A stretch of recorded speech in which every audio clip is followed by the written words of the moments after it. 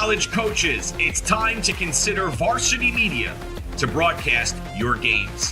High school recruits are on Varsity Media with a subscriber base over 50,000 strong.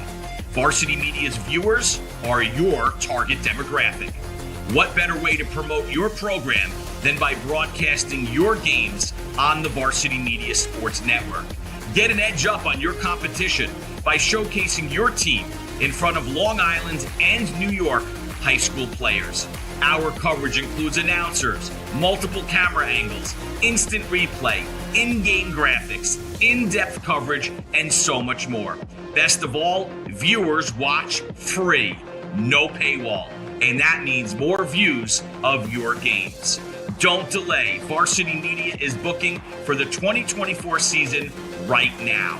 Contact us today by phone at 516-403-2050 or by email ben@varsitymedia.net.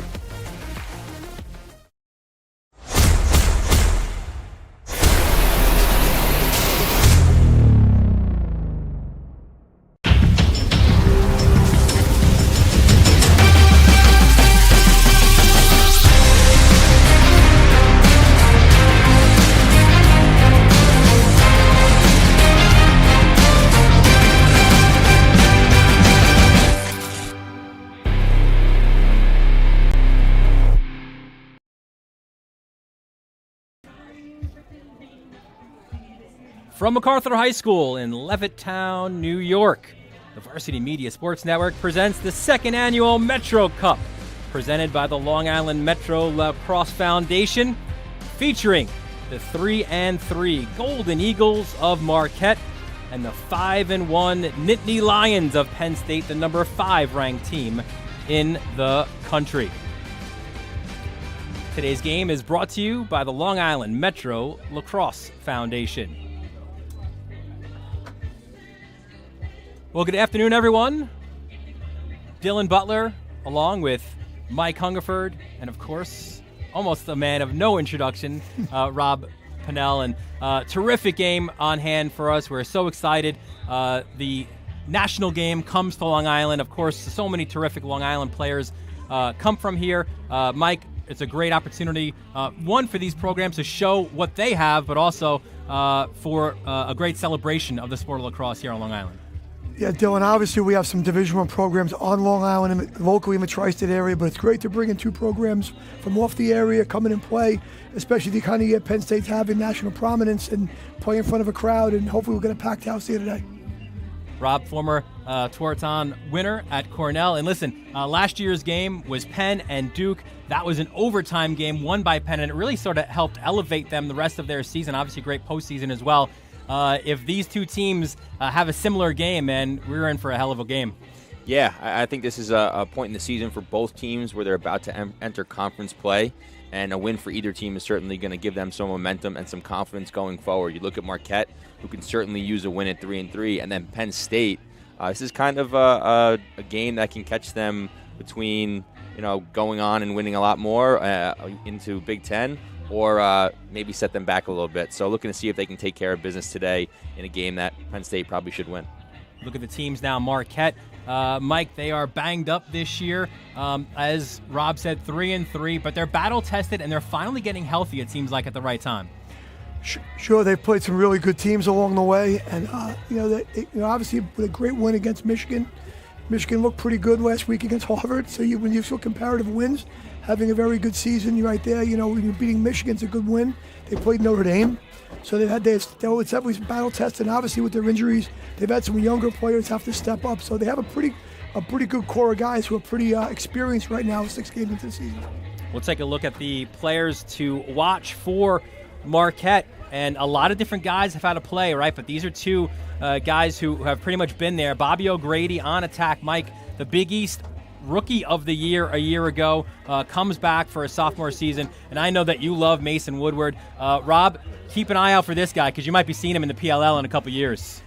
Sure, these two guys these are the the straws that stir a drink a little bit for Marquette, especially offensively. O'Grady, probably their top returning player on the offensive end of the field. Pretty hard to be first. I believe he was first team all league last year, all Big East as a freshman and freshman of the year, as you said, in the league. And Woodward can do it all on the defensive end of the field. He can play up top as an LSM. He's a shutdown defender down low. He's got a wand for skills. And he come down the offensive end of the field, and he knows what to do with the ball, scoring, assisting. So I really think he'll be a treat to watch today. He's kind of a lot of people haven't seen him, top talent. Rob, what an incredible turnaround season for Penn State a year ago. Injury plagued, 3-11. They lost 8 of their last 9 games, including 16-8 to Johns Hopkins in the Big Ten. A lot of 1-goal losses a year ago, and Jeff Tambroni spoke about that and how he's got a healthier team now this year. And look, it's not like the prototypical, you go back to 2019, you don't have those generational guys with Grant Ament and Mac O'Keefe, but you've got a really balanced front six and guys who were put into unfamiliar situations last year because of injuries, and now you've got a healthy team, so they're rolling right now. That experience for those guys having to step in last year really paying off this year with some graduate transfers, with some seniors back, and that's allowed them to get out to the start that they have. And they don't have an easy schedule, and it's only going to get tougher. They had just beat 3 Ivy League teams in a row, which is incredibly impressive, but they need to keep it going because conference play is what's most important. So they need to take care of business today and then gain some momentum, gain some more confidence to move forward into the rest of the season in Big Ten play.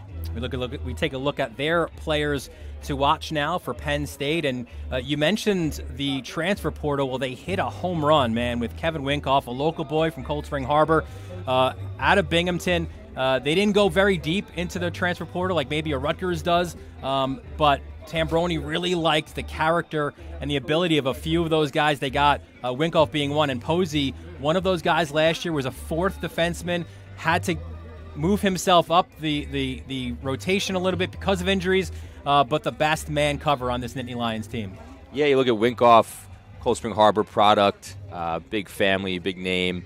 Excited to be back here on Long Island, I'm sure. So excited to watch him today. You see he's very balanced statistically, goals and assists. And then Posey, he's been really their top cover guy. And in this streak of wins that they've had, he's done a great job at locking down the opponent's top player. You look at a guy like C.J. Kirst from Cornell, who he covered, and certainly was a big part of their win there. So looking forward to him today and taking care of business. Been really impressed with Penn State defensively to start their season, as typically they're looked at as an offensive type team.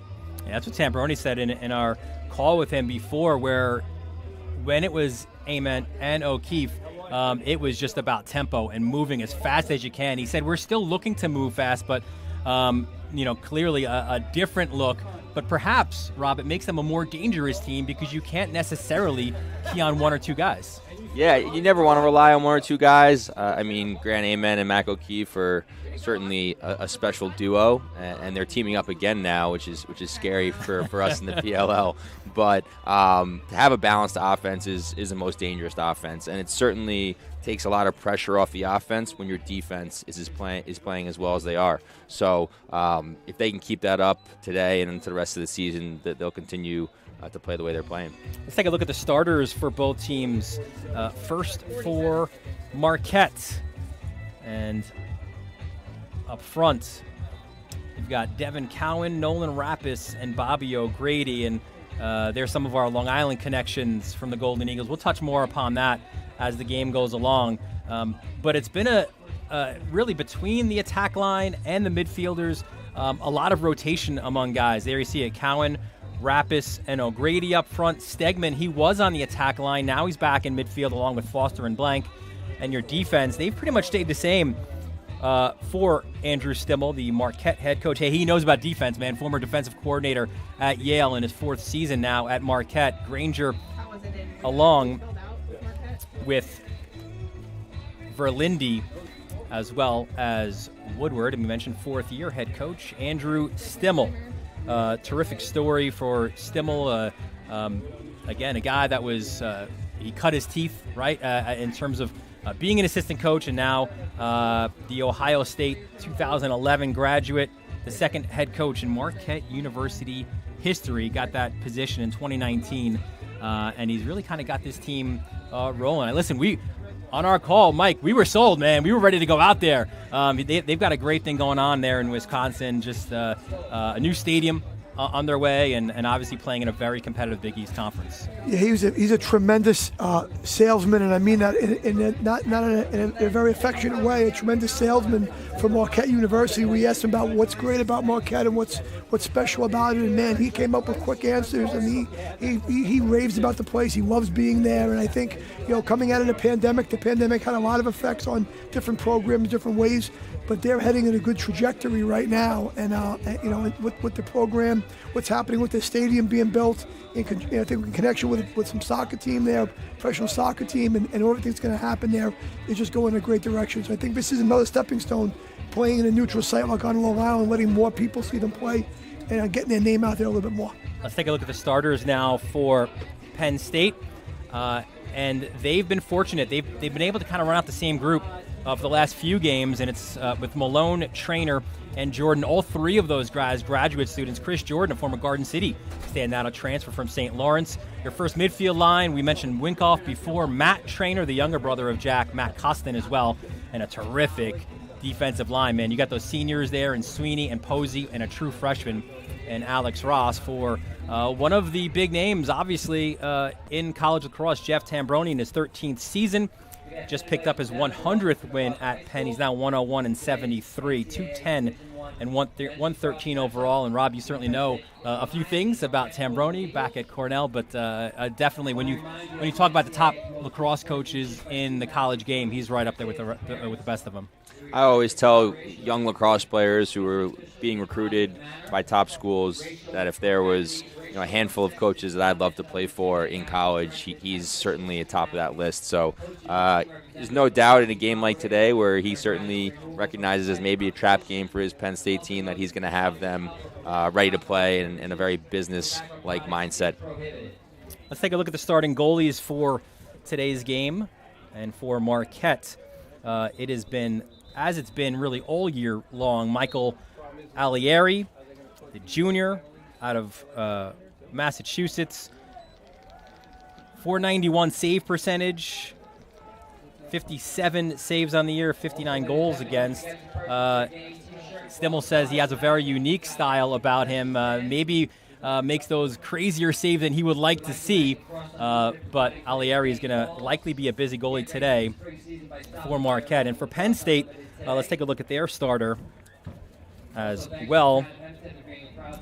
It's Jack Frassian, the sophomore. He was the USA Lacrosse Magazine D1 Player of the Year, made 16 saves in that win against Cornell.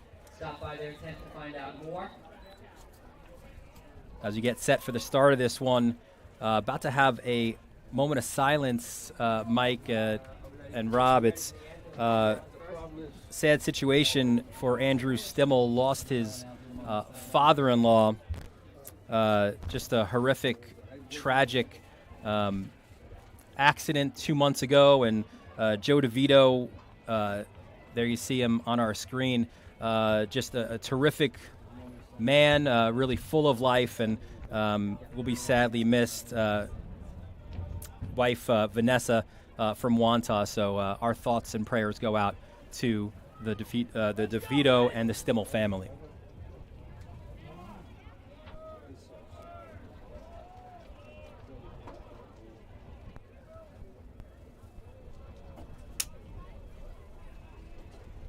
Well, here's a small world story. The guy who passed away is the husband of the Kennedy High School school nurse.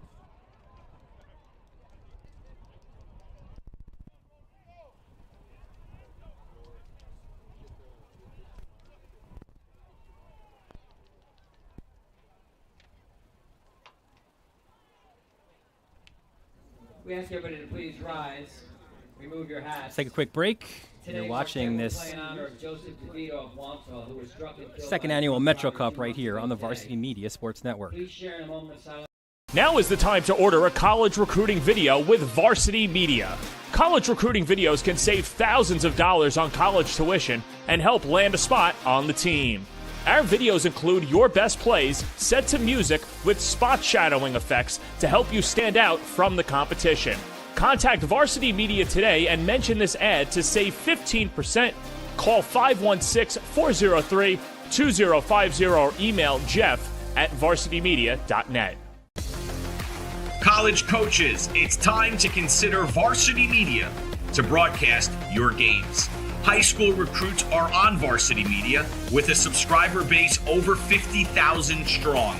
Varsity Media's viewers are your target demographic. What better way to promote your program than by broadcasting your games on the Varsity Media Sports Network? Get an edge up on your competition by showcasing your team in front of Long Island and New York high school players. Our coverage includes announcers, multiple camera angles, instant replay, in-game graphics, in-depth coverage, and so much more. Best of all, viewers watch free, no paywall, and that means more views of your games. Don't delay. Varsity Media is booking for the 2024 season right now. Contact us today by phone at 516-403-2050 or by email ben@varsitymedia.net. Are you a local business looking to advertise? Well, Varsity Media is the perfect place for you. We offer affordable rates both inside our live stream broadcast and through our social media channels. With coverage all over Long Island targeting the 16 to 54 demographic, why not take advantage and advertise today? For pricing and inventory availability, contact us today at 516-403-2050 or email ben@varsitymedia.net. We welcome you back to MacArthur High School. Marquette and Penn State just about set for the opening face-off. We welcome in our fourth member of our broadcast team, John Perez. 13 Long Island guys between these two teams. John will have more about that. Guys, although this is only the second Long Island Metro Cup, this game in particular is starting to build a strong impression on Long Island. And, of course, it goes without saying, Long Island has been a hotbed for lacrosse talent over the last few years. And with 13 players combined on both sides, I had the chance to speak to a few players and local products about the importance of this game. And they both shared some interesting stories. Penn State's Kevin Winkoff recalled going to his older brother Scott's game when he was at BU and they played at Bethpage. Nolan Garcia, a Manhasset graduate, remembers going to Duke and Syracuse games. And Connor McCabe, a Chaminade alum, said that he remembers seeing Matt Kavanaugh and other fellow Flyers at Hofstra, hoping that he would one day play in college. And now that these players are playing in college, it's a dream come true with a little extra magic. They're playing back home. Guys, back to you. Thanks so much, John. And, Rob, you were one of those guys. You went away to college, and I don't know if you had this opportunity, but certainly got to be special for Winkoff and Jordan and all these other guys to have an opportunity to play their lacrosse, and for their families as well, all the miles they travel to be able to come back home and watch their kids play. Growing up on Long Island, lacrosse is the sport to play, so to come back here when you're in college and play in front of the home crowd, I was lucky enough to play a few times at Hofstra when I was in college and obviously play for the New York Lizards. So let's take a look at the face-off starters today for Marquette. Luke Williams at 46% and Chase Mullins, a transfer from North Carolina. What a great job Mullins has done as well, 53% of his face-offs this year. So here we go.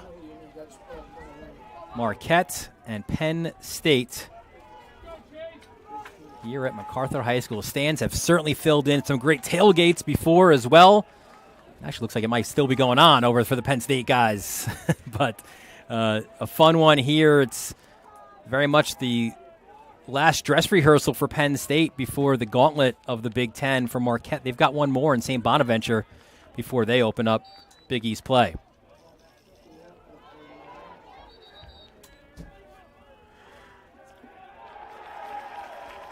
So off the face-off, it'll be Marquette's ball. Marquette, they're double polling on the face-off. I'm not sure if that's a matchup situation or a statistical imbalance maybe think they're going to have, but we'll keep track of it as it goes along. Let's see what Marquette does here on their first possession. There's Stegman, 14. Draws a short stick. And that shot goes wide of the mark. Interesting, too, Mike, where it's some of the same personnel, right, but just different positions in different spots. You wonder how crisp they will be on attack to start this game. I think due to the injuries, they're trying to just get some familiarity with each other again and get organized. And the way the game is played right now, whether you play attack or midfield, is you kind of be interchangeable, positionless. Extra pass. Good defense there by Ryan O'Connor, the long stick midi. Getting in on hands, making things a little bit difficult for Bobby O'Grady.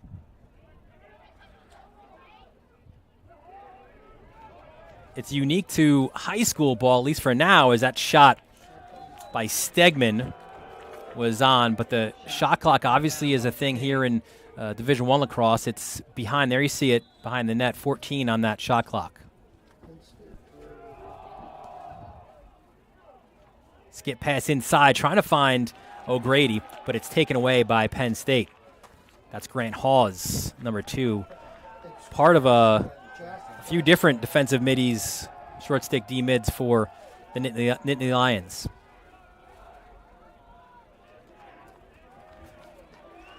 And now, Rob, we'll get our first look at Penn State on attack. Marquette's defense is definitely their best part of their team. You look at Penn State, the offense is probably their best part. So it's it's going to be great to see this matchup, offense versus defense. Skip pass far side. That's Matt Costin. Wants to get Matt Trainer involved. We play a 2-man game with him. Instead, he goes to 16, Jack Trainer. Good slide to him. In previous games, Dylan, you watch Penn State play. I'm pretty impressed. Don't have an alpha male on offense per se, but they spin the ball really well, and you're going to have to defend multiple times in the possession if you're Marquette. Low shot blocked. Man, that is selling out for sure. That was Logan Crines, the long stick midi, feeling that one a little bit. 9 on the shot.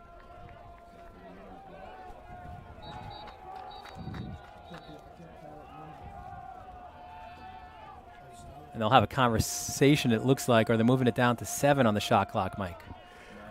I think the clock ran a couple seconds additionally. They might try to put a little bit more back on there, Rob, maybe a little bit, right?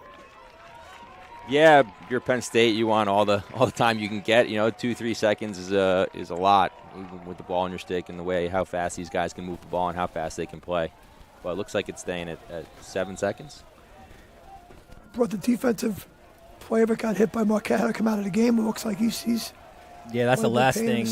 Yeah, Mike, that's the last thing that Stimmel needs, right? And to have an injured guy. But talk about selling off your team. Crines, the graduate student, he's one of those Wisconsin guys. Not that traditional hotbed, but has done a great job for Marquette this year. So that's all settled now. Looks like it'll be Malone, or had the shot clock run out. It's down to 0. Let's see. Here we go. So it's at 8 as Trainer dunks it underneath, trying to find Jordan. And it goes out, so it'll be Marquette ball.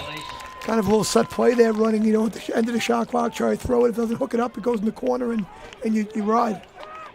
With the shot clock coming to an end, you always want to throw it towards the end line and not up towards the midfield line to potentially give the defensive team transition. So turnover there for Marquette, and you got to credit,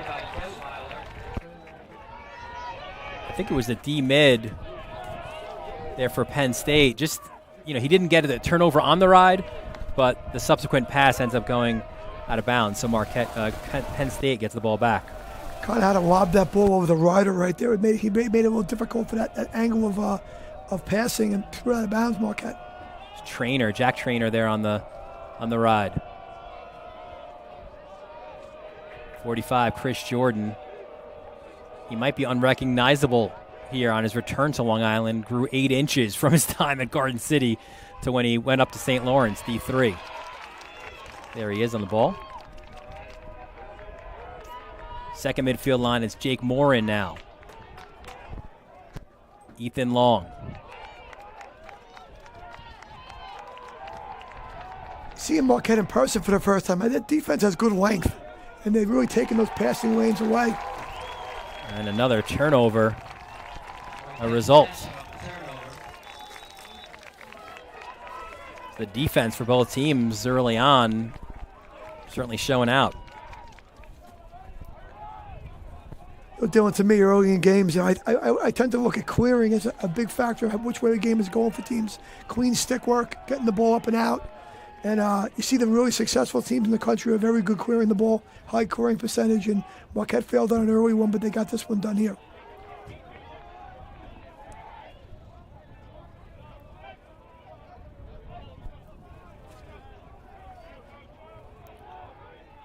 That's Matt Weingartner for Marquette. You could see how quickly Penn State, they get in on hands. There's really no space. Skip pass in front. That shot is saved, and actually it'll be a crease violation, so it'll be Penn State ball. So first time either goalie has been called into play, Mike, and a good save early on by Frasian. Good to get one early, right? Make the first one, get in a rhythm a little bit. Hopefully the first one isn't as complicated as that one always is, but he made it, though, which is the key, right? I always like to say, what makes a good goaltender, right, Dylan? And they say, I like to say, good goalies make saves, and great goalies save goals. Balls that should go in. That ball could have gone in right there. That's a great save. Which one were you back in your days at Farmingdale? I was just happy to start. Leave that one alone. Matt Trainer. And again, the Marquette D making it difficult. Here's a shot and a goal. First goal scored. It's Matt Costin. You see Penn State initiating on the wings here, and really offensively the goal is to initiate on one side of the field, splitting that goal in half, swinging it to that opposite side of the field where there's going to be not really a fast slide, and that offensive player, Costin there, able to make a play without a slide coming down the alley with his right hand and put it in the goal. Costin, really athletic off the dodge, can shoot the ball hard if his feet are set. He had to move down to attack last year at some points because of the injuries that they had, so he had some experience there as well. He picked up his 8th goal of the year. Push off the face-off, so Penn State gets the ball back. It appears early on both teams are really trusting their poles defensively and not fast to slide, and then sliding to their short sticks, but really not fast to go to them either, really trusting their matchups, and each team's been winning their matchups, certainly defensively up until this point. Dodge there by Trainer, and they work it around. We'll see Marquette switch things up defensively. Certainly that's what Tambroni expected. They switched from man to zone, and here's an opportunity. Extra pass, firing high and off the bar. TJ Malone. That was pretty good ground ball offense right there. Got that ball off the ground in 2 passes. They had a guy with a pretty good step down. So, one thing about it, 6-on-6 offense, ground ball offense can be a big part of it. Number one key to playing off the ground is just moving it quickly, not holding it onto the ball, and Penn State did that right there. Little singles right there, Rob, like those little singles, right?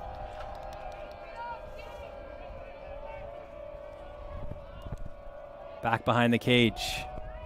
And there is Chris Jordan. Hands off. That's a really good early save. Jack Trainer had the shot. Now it's a ground ball war. Picked up really well by Marquette's Mike Piriano.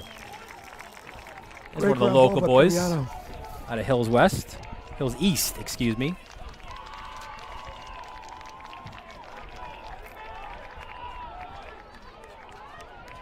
Now Marquette will look to get in on attack. Those are the plays Marquette's going to have to make, those little plays like ground ball plays like that, to hang in there with Penn State, formidable opponent.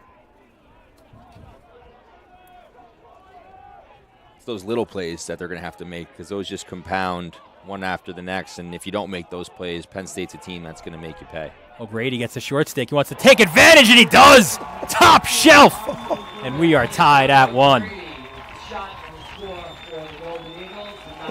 What do you think about that one, Rob? This is just a great individual effort. You look at the short sticks on him, and he realizes that matchup, and Penn State slow to slide, and I believe he puts this near side high, which is certainly an incredible place to put this shot. And from distance, a little two-man game, gets the short stick switch, and now he just patient, which is key, makes one move, steps, and puts it near side high.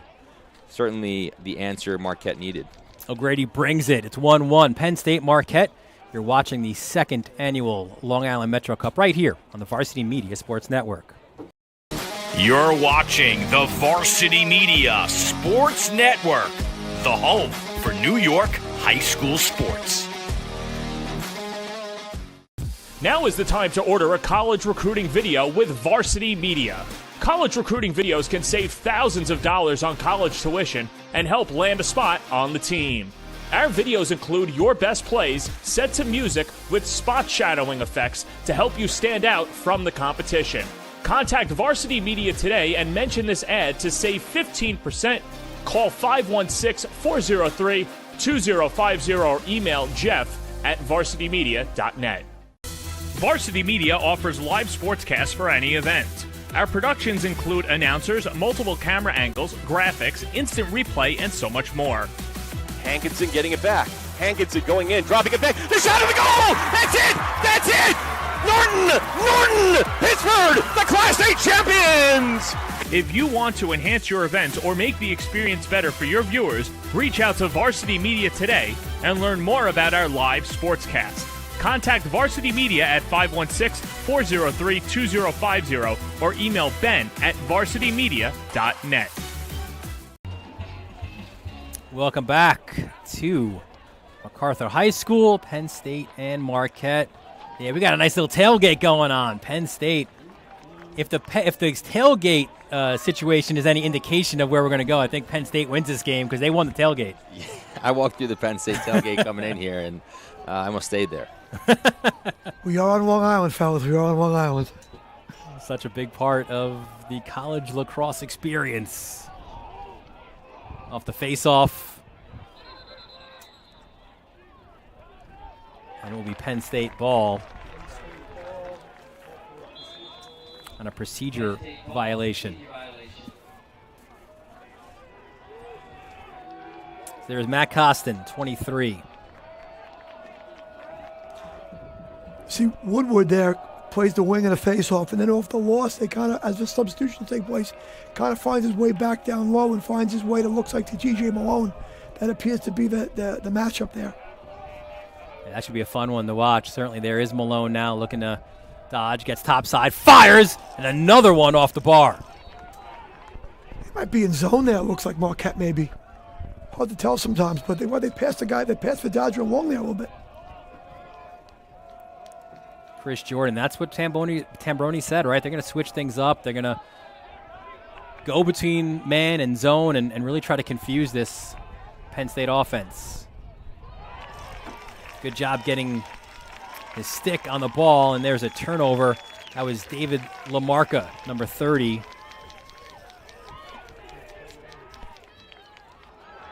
But there's a trouble there on the clear again. Just a little sloppy here early on by both teams. Unfamiliar field and an away game for both teams technically. So just trying to settle in here. I think get the ball on your stick offensively, move it around. Certainly for both teams. But it's been that middle of the field area so far early that has allowed possessions to go either way. I think Penn State's got the athletes in the middle of the field that can put pressure on the ball, and the clearing game can make it pretty complicated for you. Wincall faked a shot. Nice extra pass, and there's a goal for Penn State. Ethan Long, the sophomore, buries it. This great ball movement. You look at the initiation here, right, passing it from the wing back up top, and then just freezes the goalie on the shot there, low to low. Gets it by him. For Ethan Long, the sophomore, his 4th goal of the year, a guy who really sees the field well. Part of that second midfield group, Mike, that really complements each other really well. Off the faceoff, Williams wins it. Oh, that shot hit both posts and somehow stayed out. Almost an immediate response from Marquette.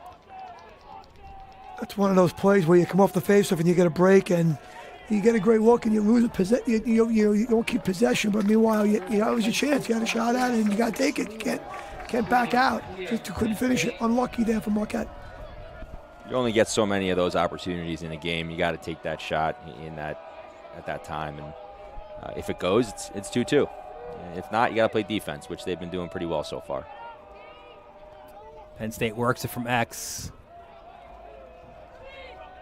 And you mentioned, Mike, before Woodward getting Malone, but it's really hard to figure out, like, who do you put the shorty on, because it's such a group, as you mentioned at the top, that really they all complement each other. Nice kind of spin inside dodge, but really good defending there from Marquette.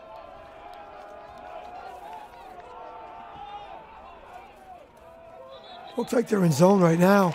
Moving pick. And Dylan, over a course of possession, depending how you play your defense, if you're in man-to-man and you're supporting the shorties, sloppy right there. Can Penn State capitalize? Bit unsettled right now. A terrific D right there. You love to see that from a guy, 55, Noah Verlinde, right? He knew that his team didn't have the numbers. Just get in on the hands and try to slow them down a little bit. Sure, it's going to be like other than the fast break shot taken by Marquette's third possession in a row right here for Penn State, kind of the Marquette defenders being a little bit worn right now. Looks like they're in a zone, maybe to save those legs, as they have been playing a lot of defense, but it's those plays in the middle of the field right there in the clear that are going to make a difference in a game like this, and so far Penn State's winning those plays. Step down shot, Malone, really nice save by Alieri. There's a win by his own defense right there, right? Try to get between a medium to low percentage shot, something the goalie can take a good look at, save clean, and pitch it out, and that good possession defensively for Marquette. And now Marquette, feels like it's been ages, but they're finally back on this side of the field. There's Stegman. Stegman tries to bully his way to the cage. Locked off. They got to pull it back out. That was Mark Sickler, 32, the short stick D-midi. And Sickler, again, getting the job done. Part of that rotation at D-mid, Hawes, Sickler, Aldridge. And there's a goal for Marquette. Cowan. Good use of the pick there, right there, Rob, by the Dodger, right? Yeah, he comes right over the top, and with the pick coming, it's able to create some space for Cowan, come over the top here, and he just plants his feet and steps into it and puts it to that far pipe. Cowan, a guy's back from injury. Last couple of games, played the minimal minutes against Michigan. This is his first week back, that was his first week back, so they didn't want to kind of give him too much to do, working his way back in, but the Mount Laurel, New Jersey native out of the Hun School gets his 8th goal of the year. Clean face-off win. And here we go.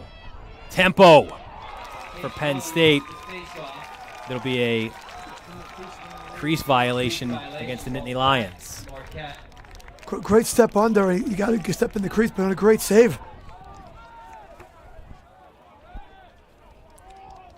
Again, one of those plays in transition that if it doesn't go in, it's an all-or-nothing crease dive. He's in the crease, makes a great save, and then goes the other way. But now Marquette still having a little trouble clearing the ball.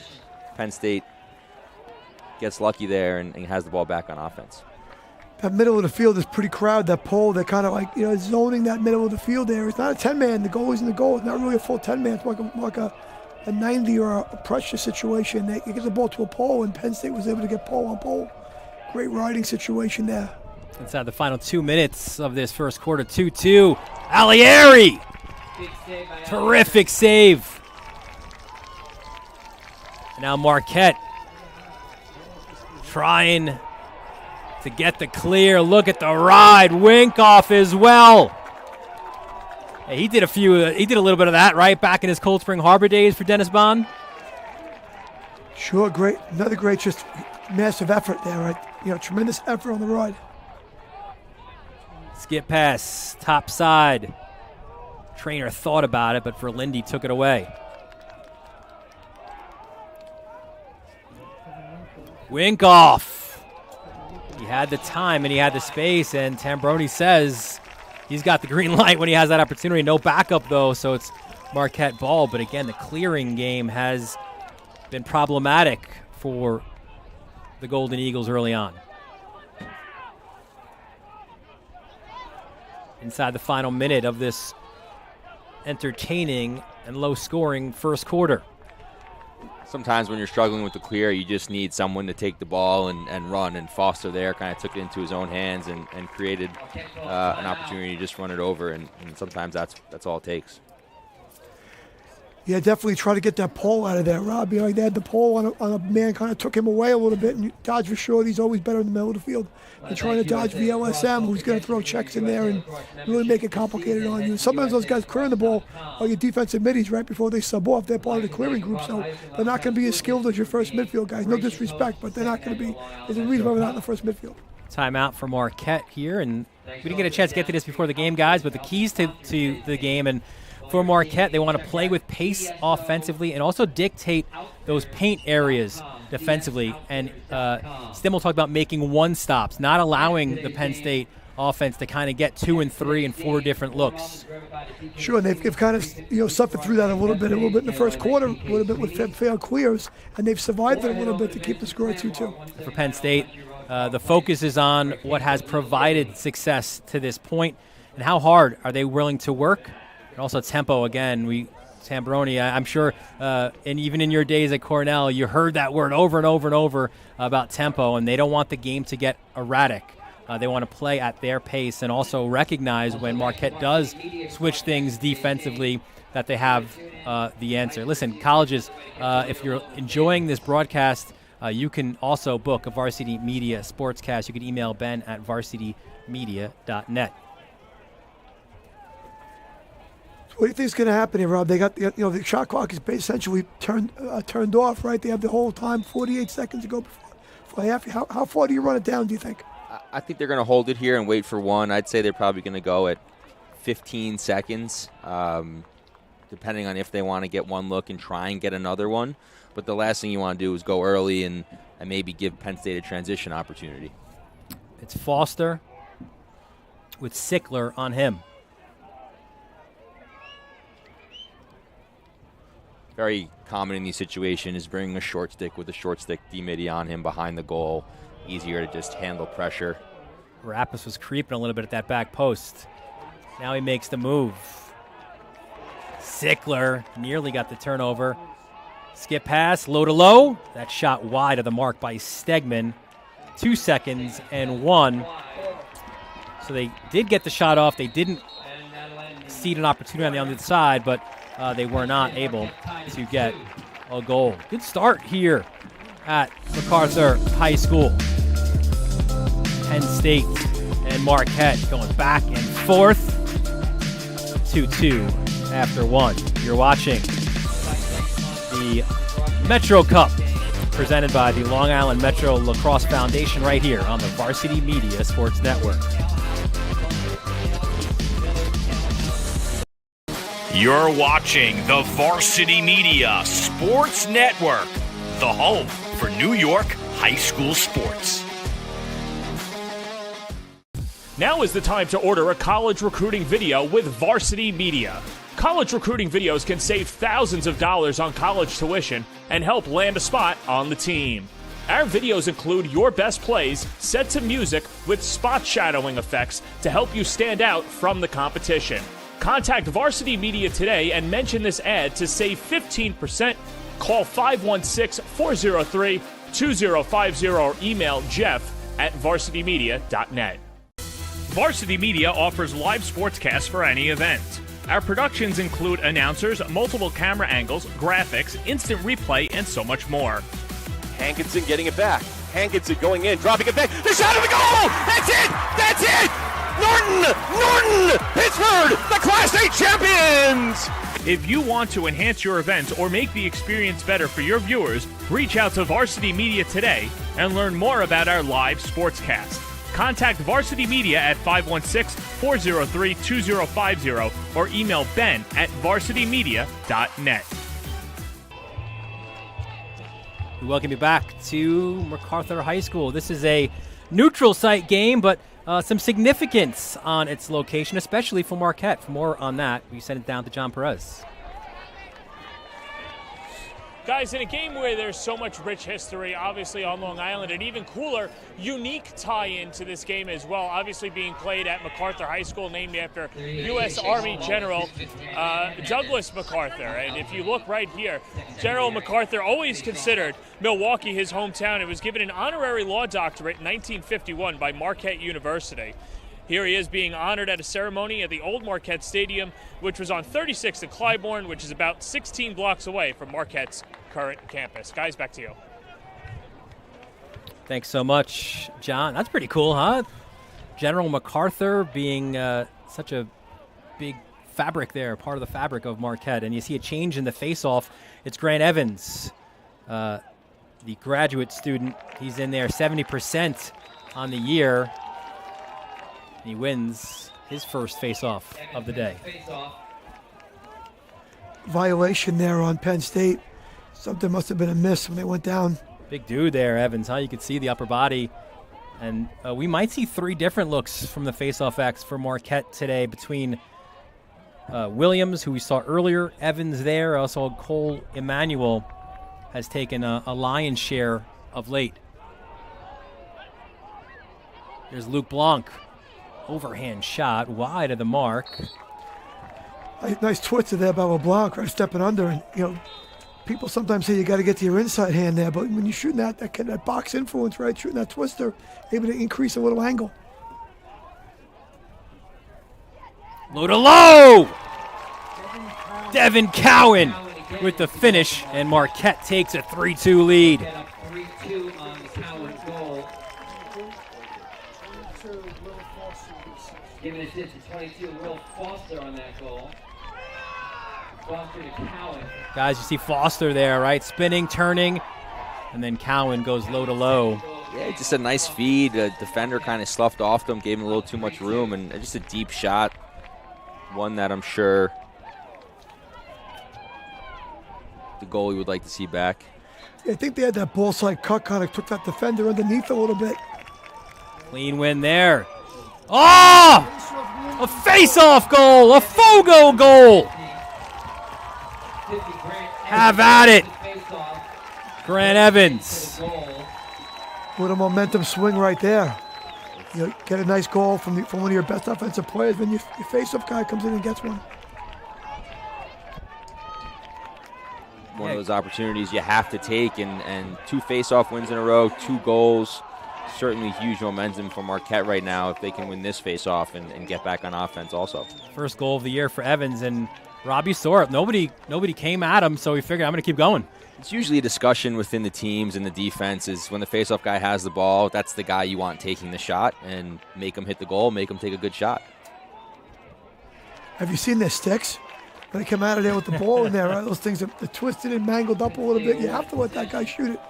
I always laugh when an opposing coach calls a face-off check on a stick check on a face-off guy. It's like, I remember the former Cornell guy, Cold Spring Harbor, Matt Licciardi, when he was such a talented player for Cold Spring. Like, he was one of those, he would take the face-off with that mangled up face-off stick, but he stays on, so he has to go and switch out his stick for the possession. not too many more of those guys anymore.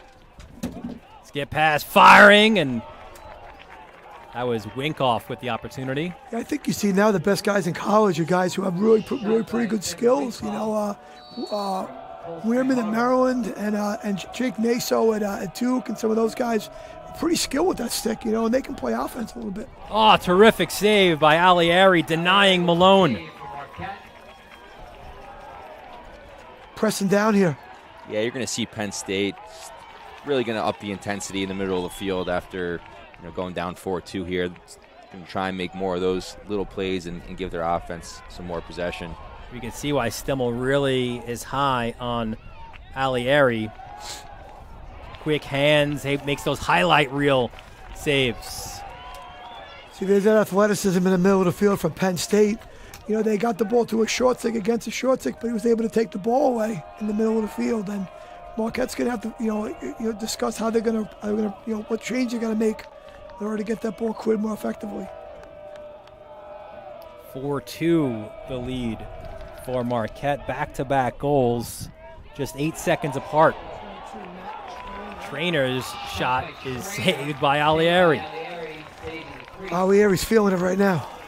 He's been the difference in the game so far. I think you look at the game and the possession time, Penn State's had the ball majority of the time because of the plays they've been making in the middle of the field and the turnovers they've been forcing Marquette into. But Alieri's been great in goal, making some key saves, and it's allowed Marquette to be on offense, and they've been very efficient on offense.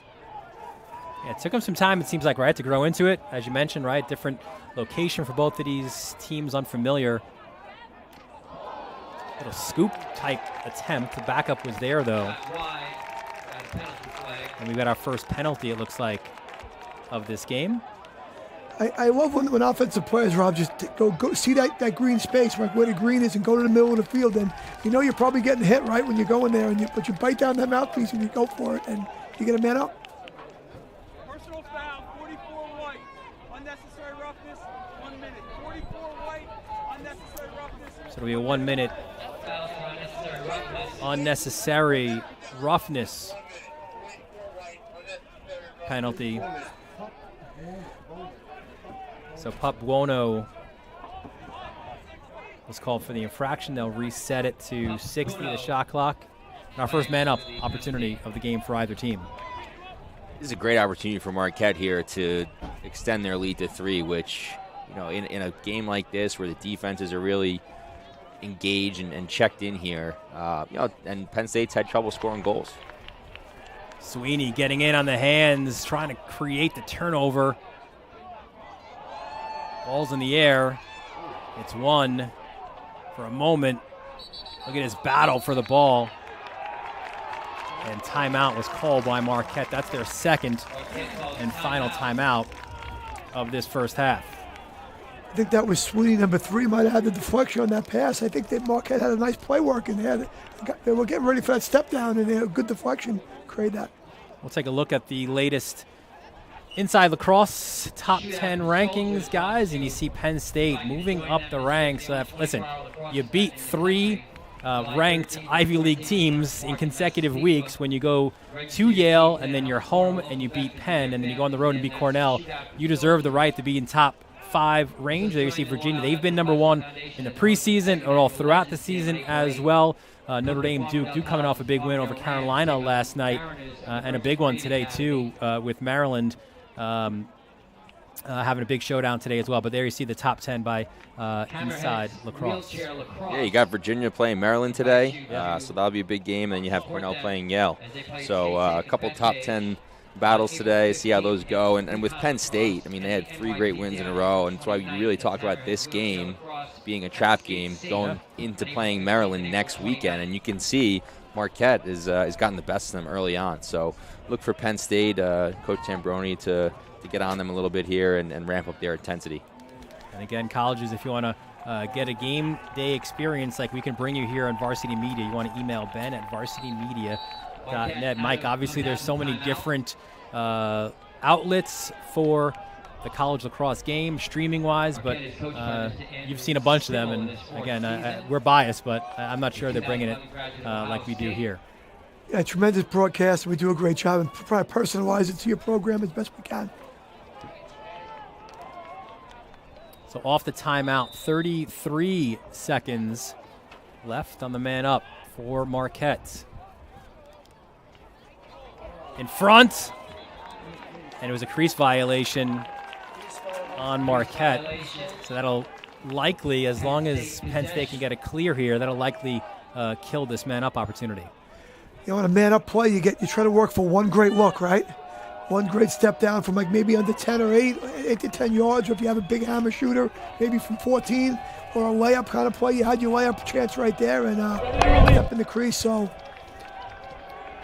so difficult, man up, right? It's so tempting to take some opportunities, but you really want to settle for the best opportunity, certainly not the first or second, and be patient. And usually the more patient you are, the better opportunity you're going to get. But Penn State needed that stop. There's Jack Trainer behind the cage. Little spin of the stick by Winkoff. You know this game means something to him for sure. An opportunity to play back at home. Losing it for a moment. Kick loose. And a flag on the play as well as Matt Trainer. Will be delayed penalty here on Marquette. Matt Trainer, step down shot. Rebound goal. Malone gets it. Looked like the initial shot rang off the pipe. It was a slashing penalty. Let's see if that penalty stays on, but Malone opportunistic there. Previously I was going to say they did a great job, Marquette, off of the initial shots of not allowing rebounds and corralling those loose balls. And that one comes out, and Malone's right on the spot, right to finish it. And just happens to be Johnny on the spot, right? Ball bounces to him, and the goalie's on the ground and throws into the open net. Right time, right place. Some guys just have a knack of that. And really, that ball is coming out fast. So it was some great hands by Malone there to gather that and put it in the back of the net. In a sport with momentum swings so quick, let's see what this does maybe for Penn State. But big face-off here as well, right, from Mullins. Doesn't get it as Williams is back in there. A huge win for Marquette. But they're playing a man down here off that slashing penalty. That big win in the man down face-off. Yeah, watch for Penn State to double it here. They get him in the corner, and Marquette doesn't have any timeouts in a position that they may have needed one. Great shout, Rob. Yeah, Rob, great point. They used one at the end of the first quarter, and they used another one to save possession on the man up, so they couldn't really call timeout there. Tambroni, though, will. He's man up, smart timeout there. Get his personnel on. Don't waste any time getting guys on and off the field. Get your 6 guys that you went on there to try to tie the game up here. We showed you guys the players before from Penn State, and it's interesting here about the significance of this game. And Tambroni told us in our call with him this week, he said, listen, both at Cornell and Penn, we were really fortunate to be able to recruit and have coached some terrific players from Long Island. He says that we kind of have gotten away with from that a little bit these last couple years. But he said, yeah, it's very important to get back here. There you see some of the guys built on the island. Jordan, Winkoff, Kuparanchek, obviously last year's Northport faceoff guy, not playing Trey Berry. But all of these guys, he said it's important. Listen, next year, this game was huge for him. Next year, they're at Stony Brook, so kind of continuing to stay on Long Island and keep that pipeline going. I think if you want to recruit Long Island lacrosse players, a big part of that is those players knowing that they're going to be able to play on Long Island in front of their family, in front of their friends. And this is a game for both programs to show that they care about being on Long Island, playing here, and allowing their players the opportunity to do so. It's about 30 seconds now for Penn State here with the man-up opportunity. They've been really, really good on man-up this year. Terrific takeaway, though. I'm not sure that's what Coach Tambroni drew up in the huddle. David Lamarca, another one. Now 10 seconds. So Marquette looking to kill this penalty. And there's Woodward. Look out. Woodward splits defenders. Woodward! Oh, nice save. Rebounds. And Marquette will keep possession. And that's a little bit of what Woodward could do. We had that conversation with Stimmel this week. I didn't say a word. He stepped over that midfield line, and you just knew he was going to the cage, and the Red Sea's parted for him right there. Right, he got right to the cage, and tremendous rebound there by Marquette. And kind of an interesting decision. I think good decision, maybe not to shoot it. Didn't think he had an angle. Double comes low to low. That one wide by Cowan, and he put that stick over his helmet. Realized that was a missed opportunity. I haven't seen Woodward play this year. I spoke to a friend of mine, Derek DeJoe, who played at Syracuse, and his brother-in-law's on Marquette, Jackson Rose, and he said he thinks Woodward's the best pole in the country.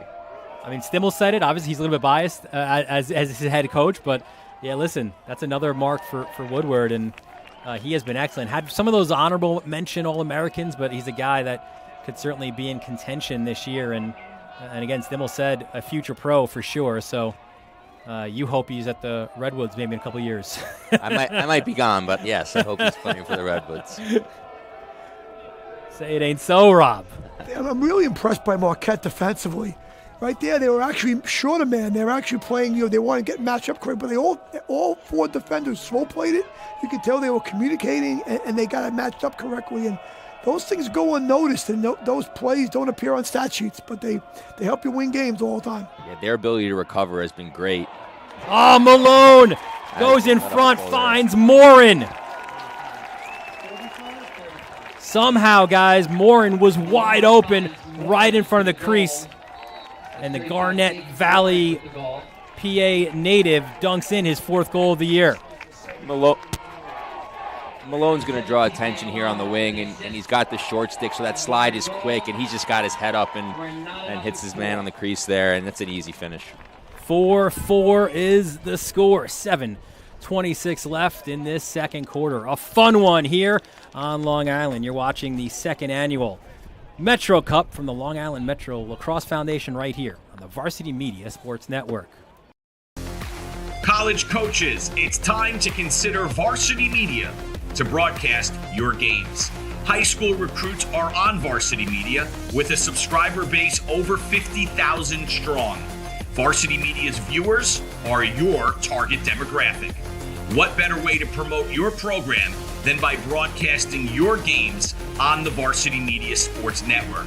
Get an edge up on your competition by showcasing your team in front of Long Island and New York high school players. Our coverage includes announcers, multiple camera angles, instant replay, in-game graphics, in-depth coverage, and so much more. Best of all, viewers watch free, no paywall, and that means more views of your games. Don't delay. Varsity Media is booking for the 2024 season right now. Contact us today by phone at 516-403-2050 or by email ben@varsitymedia.net. Welcome back to unbelievable, thing that we got going here. I'll make one for you so you can put it on TV. Pregame. I'm not sure if that was always your pregame ritual, Rob, but there you go. A little Bloody Mary action. Yeah, the Cornell parents knew how to tailgate back in the day. They had to warm up, man. It was some cold weather lacrosse up there on the... They didn't offer me one on the way in. What's up with that? Williams and Mullins rounded out for the face-off. Win by Mullins. And it's funny, guys. In our conversation with Tambroni, he was almost kind of like a sage where he said, we haven't seen the best Marquette yet, and he kind of felt he would today, right? Again, it's been a banged-up team. They've been but he looked at some of the games and some of the quarters, right? Like, they win a quarter against Notre Dame, and they played tight against Michigan. Absolutely, and I think they have the ability. You can see that they're not shy. They're certainly not intimidated by what Penn State brings to the table, and they're playing them toe to toe right now. Again, they'll go and play St. Bonaventure before their Big East slate opens up, and the Big East, man, it's tough for them, right? I mean, they'll go to Providence, they'll play St. John's, so those are 2 games that if you're Marquette, you've kind of got to get. They go to Cornell as well, and then Georgetown, Villanova, Denver. I mean, just the gauntlet down the stretch of the regular season from Marquette. See right there, they played zone again. And the Penn State guys are trying to get a step down every now and then, but their length, Rob, right? The guys are getting to hands and everything. They're using their length to sort of play the zone a little more effectively than some people would. Yeah, their poles are great in getting their sticks in the right position, whether it's hands, whether it's in passing lanes, shooting lanes, and making them seem bigger than they are, especially when they're in that zone. Credit to Detweiler, the true freshman there on that clear. And Stimmel said that's positionally, that's one of the toughest to step into from high school lacrosse into college, to be that short stick D-Mitty, but Stimmel did really well. Another crease violation against Marquette. Crease violation, ball to Penn State. Fortunate slip by the Dodger right there. Puts his hand down, happens to go in the crease, and they lose possession. Pretty even statistically, guys. Shots on goal, 9 apiece. An edge in overall shots, 17-14 for Marquette. Both goalies with 5 saves. Both teams have won 5 face-off. Both teams have won 10 ground balls. And the score's 4-4. Exactly. We're all knotted up here on a lot of things. Can Penn State go back ahead? There is Jordan. Tremendous size for an attackman, 6'4", 220. I remember Chris Jordan when he wasn't that size. Yeah. Yeah, about 5'8" or so, right, when he was at Garden City. How about the St. Lawrence University lacrosse program and the coach there, Mike Mahone? He's been there a long time. He had Chris Jordan on his team last year. He had Wilhelm, the goalie at Duke. Was it St. Lawrence? Pretty good recruiting, right? And all player development. Very impressive. They were talking about St. Lawrence and Helm on the broadcast last night for Duke, North Carolina, and now Jordan today. You can tell St. Lawrence is, he knows what he's doing up there. Mercer. What a save by Alieri. Yeah. And Mercer thought he had it. He had his hands up, thought it actually crossed the goal line, and we'll have another flag here, another man-up opportunity. It'll be a 1-minute slash. I think with the transfer portal, some players being late bloomers and developing late, going to these D2, D3 schools, you're going to see a lot more guys come in to D1 schools and maybe their 4th, 5th year or transfer and have impacts, but just weren't recruited early on. Absolutely, Rob. I think some guys still have that 5th year, that COVID year they kind of have, and they graduate, and they have good grades, and they're good academics, and find a place to go, right? Guys, big one here for Penn State because it's Woodward in on that 1-minute slash. So you're without your best close D, an opportunity maybe for Penn State to take advantage. Looks like a slash on that scrum in there, right? That scrap on Woodward. That was the call. So Penn State again, man up. Step down shot in the finish. Chris Jordan. And Penn State takes the 5-4 lead. Nothing special here, just a great individual shot, just moving the ball around. He just finds a seam, steps into it, overhand, high to low, bottom corner, great placement, tough shot to save for Alieri, but watch 45 up top. Steps into it. See, Rob, there's the lesson to be learned if you're watching the game and a young player, right? Sometimes it isn't about the play, it's about moving in between defenders, right? Like he's got one eye on the ball and the ball carrier, but one eye on the defender, and he steps in between and just drops that lefty hammer. Always moving off ball is important because your defender is recovering to where they think you are. So if you just move slightly, it's going to throw that defender and his recovery off. So off the face-off, be a 30-second. There's a technical foul there against Mullins on the face-off violation. 3rd violation, so penalty. And people that are unaware, that's a huge part of the game because now, everyone's trying to time the whistle up, right, and just get on the – you never want to be in the back end of the whistle. You're losing when you're on the back end. You want to be on the front end. And it's hard to be on the front end when you're worried about jumping and getting a penalty. So this is something to watch now for the next, 4:05.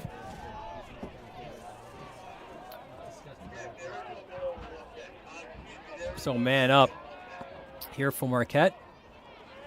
30 seconds. Look at the pole work. I think Rob Penn State decided to go after this one, huh? Yeah, I think they saw 2 guys behind the goal. Behind the goal and man up, you're not so much as a threat. So if you got guys back there with defensemen, it's a good time to pressure because you're not going to be able to score from back there, and you're going to have to move the ball quickly. Even up now. So good job defensively there by Penn State. I really like that in a 30-second foul. A little bit of pressure on the ball and make the man up kind of, extend themselves and run away a little bit. Just makes the clock spin so fast. Stegman, got it to Blanc in good position. Blanc gets the GB, looks for options. Number 9, Bowman. Talk about that box lacrosse guy, right, from British Columbia. Number 9 from Marquette. Round ball. Rose chases after it. Another big battle won by Marquette. Here's an opportunity. Open is Stegman. Extra pass. Low to low! On, just as we were talking about him, right? The man from British Columbia, Andrew Bowman, the freshman, gets his 3rd goal of the year. He picks up this ball here, and he moves it initially, and he does a great job of following the play, stepping right into a shooting lane, right? Doesn't stop, puts it low to low.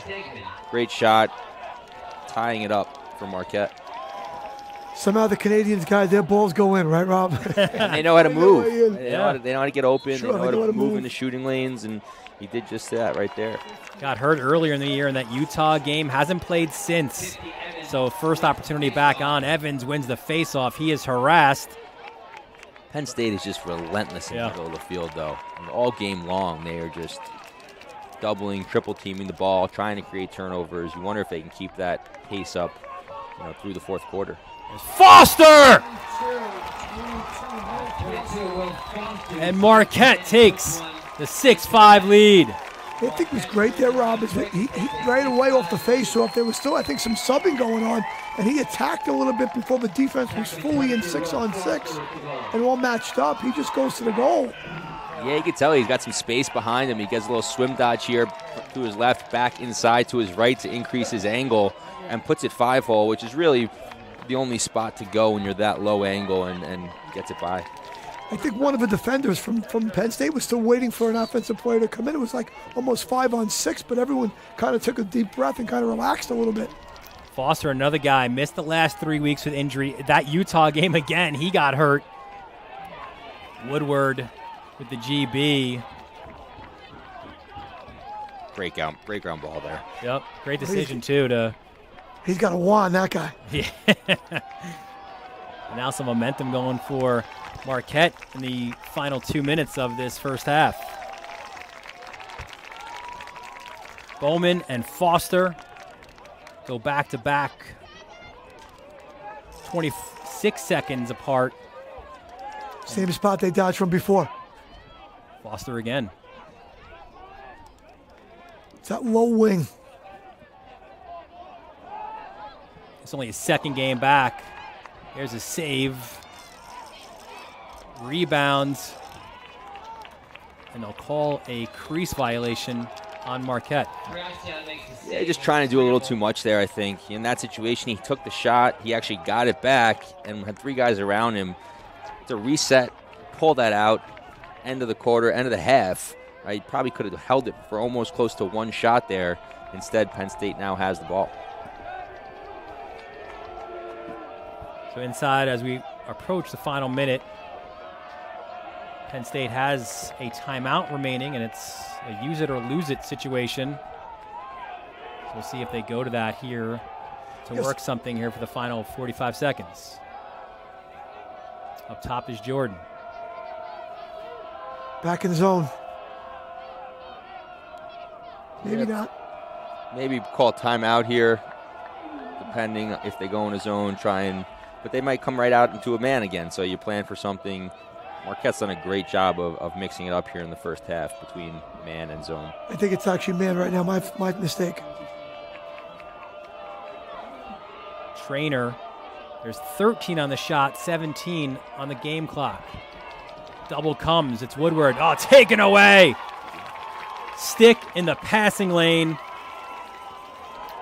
Great job defensively, but Marquette having issues here with the clear again. That was LaMarca, another great play.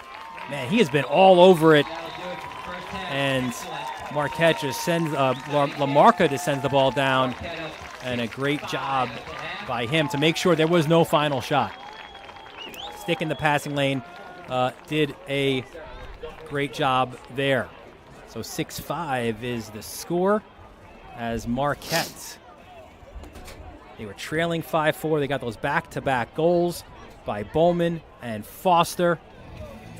And they take the 1-goal lead. Momentarily, we'll be joined by Marquette head coach Andrew Stimmel, whose team has the 1-goal lead. All right, Coach, 6-5 going into the halftime. What'd you see out of your team that last 2 minutes? We're just finding a way to make plays right now. You know, it's really that simple. I don't think we're playing beautiful lacrosse, but we're playing tough off the ground. Our defense is finding a way to make stops. We got to do a better job clearing the ball in this second half and being more efficient offensively to continue to keep this lead. I got to ask you, because we're on Long Island, your thoughts on the atmosphere in the day thus far. I know it's not over, but still. It's an incredible atmosphere. I mean, I think that's why we won this game here. We knew there would be a lot of people that would come out, just a lacrosse hotbed, so it's been a pleasure to play in front of this crowd here. All right, thanks, Coach. Thanks Appreciate so much, it. Appreciate it. Guys, back to you. Thanks so much, John, and Andrew as well. It's Marquette battling back. They were down 5-4, and then Bowman and Foster, the D guys, have gotten the job done, and the Golden Eagles have a 1-goal lead at the break.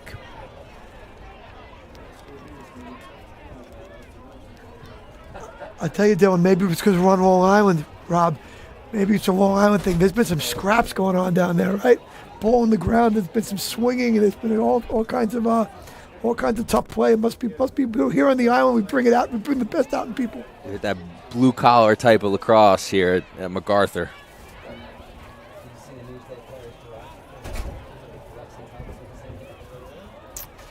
We're joined by a guy who has so much to do with this game, John Perez, on the field with the president of the Long Island Metro Lacrosse Foundation, Mike Nelson.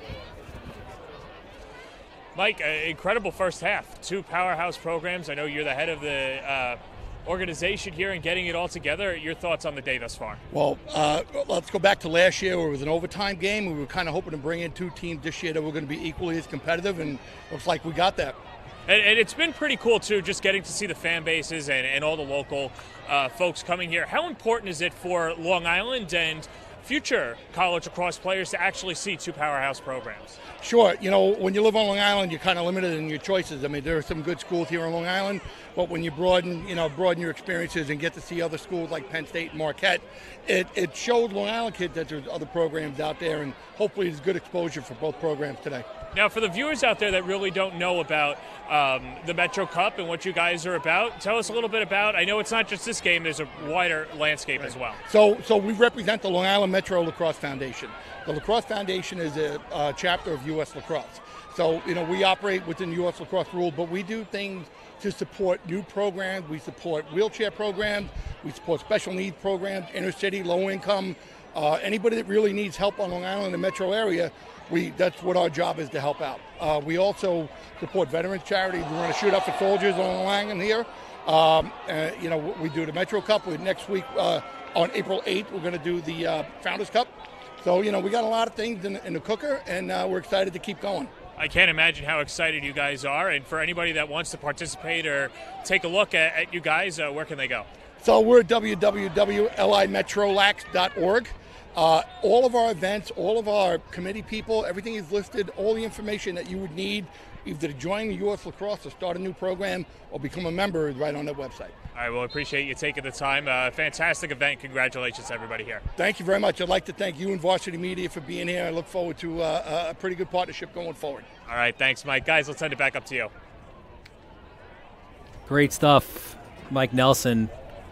One of many terrific events that the Long Island Metro Lacrosse Foundation has during the year. We'll take a quick break here at MacArthur High School. It's Marquette with a 6-5 lead here in the second annual Metro Cup right here on the Varsity Media Sports Network.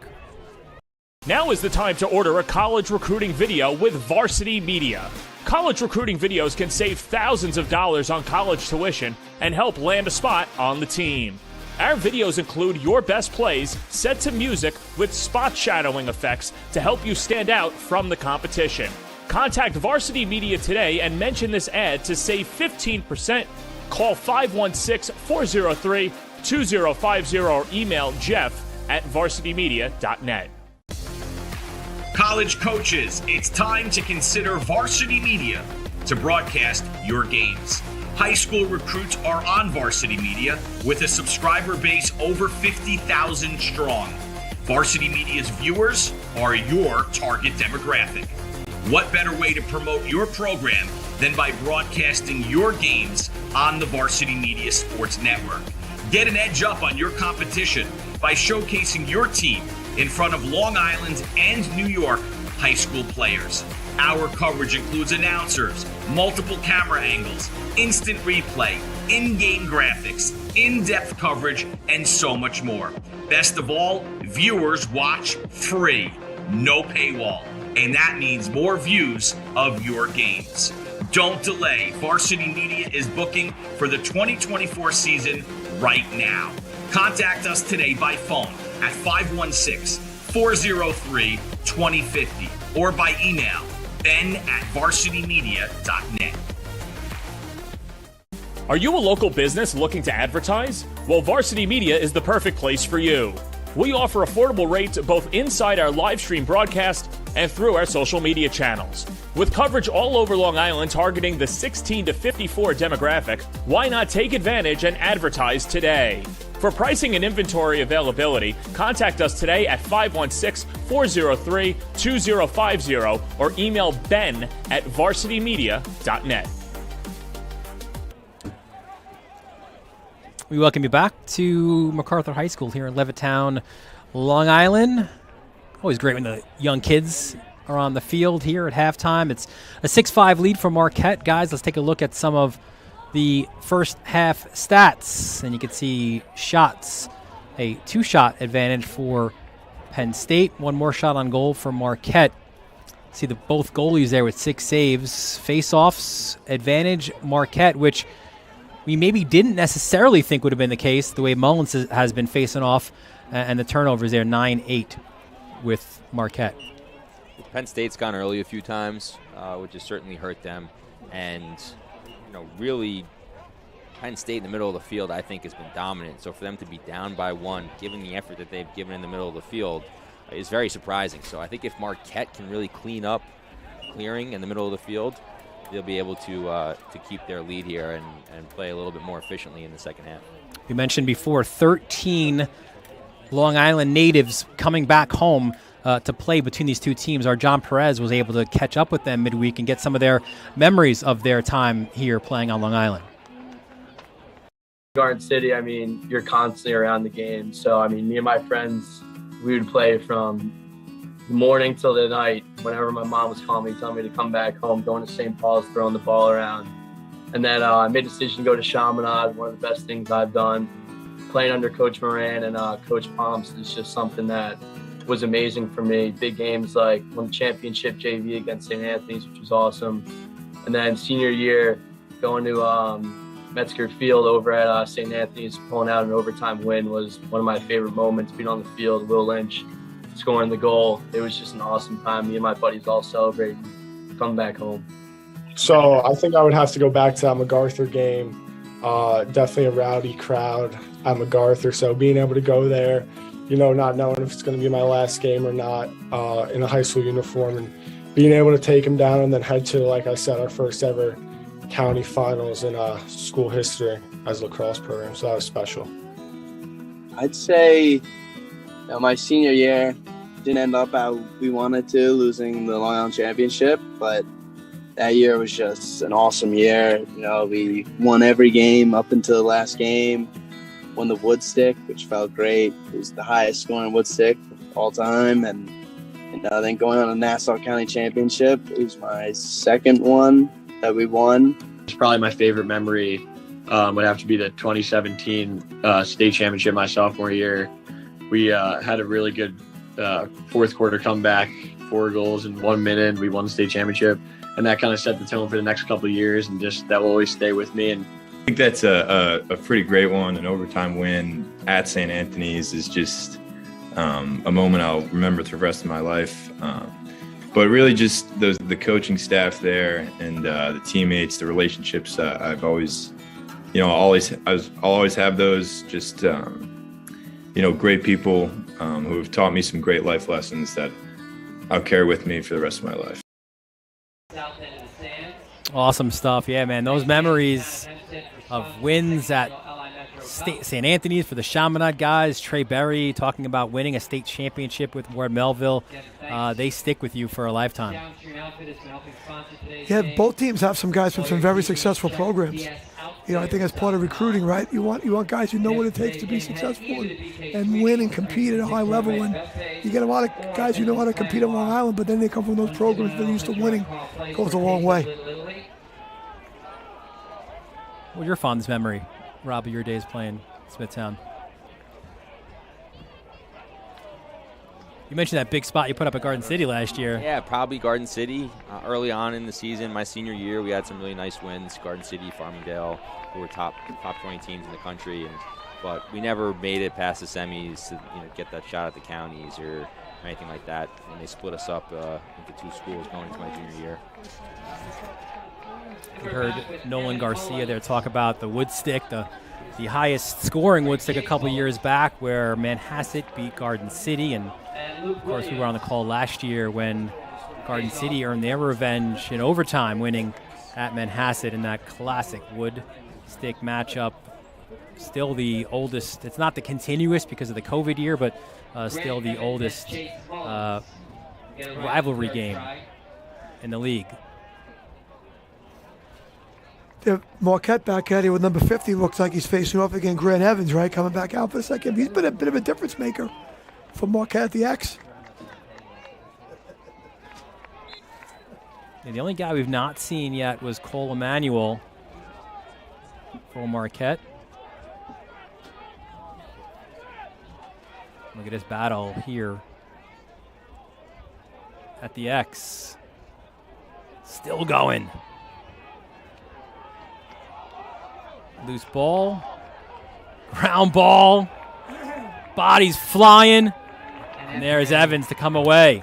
Evans, he already has a face-off goal. Look at this. Unsettled a little bit. A little fake as now Marquette will get their personnel on. Good decision there to hold that and get possession here, get your offense here, certainly start the second half. Great job by Evans getting to that ball and then using the shovel, right? Foster to the back post. And Nolan Rappis with the finish. This is really on Rappis here to just see his defender turning his head, get to that back pipe nice and early, and Foster finds in there, hits him with a perfect feed, quick stick, right into the goal.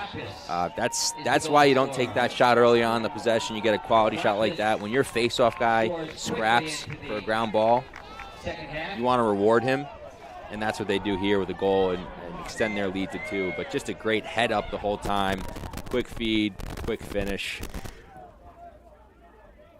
Rappis, a guy just coming back from ACL injury, which was last year. And he's that X guy that really Marquette hasn't had all year. Face-off win by Mullins. So Rappis, just his second goal of the year. He extends Marquette's lead to 7-5. I think, our last goal we saw, Rob, that was the second time, I think the second goal for sure that Marquette has scored where the Penn State guys were kind of like there was a subbing going on and they weren't completely organized. Oh, look at Woodward. Highway robbery. How good is he? Pumps the brakes. You're not taking the ball from 77. That is for sure. High stinger of a shot. But Marquette will maintain possession. Woodward is worth the price of admission as far as I'm concerned. Yeah, we were talking earlier about Marquette defensively getting their sticks and passing lanes in the right positions. He leads the way for them with that, and for him to pick that off, it was an important possession for Penn State going down 2 to get his offense back the ball now. Now an opportunity apparently goes awry there for Marquette to extend their largest lead of the game. I think they had a shot there. It might have hit the goalie at the side of the net and off the ground. They get the ground ball, Penn State. There's TJ Malone.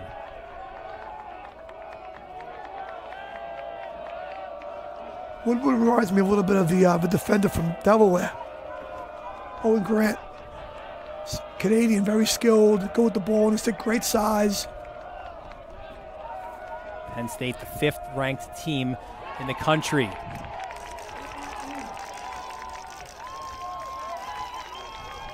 And Marquette appeared to take it away. Ground ball picked up at midfield and just lofted down. A little bit sloppy right now. Jordan tries to track it down, does a good job to do just that, to keep this possession alive.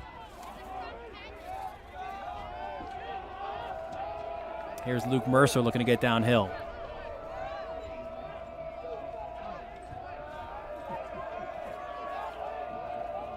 Trainer, Jack Trainer. I got to use the full name. 2 trainers on the field. That's an errant pass, and it'll be a turnover for Penn State. Penn State's stick work a little bit awry for me right now. It's just a little bit off, I think. Maybe trying a little too hard, Rob, gripping their sticks a little too tight.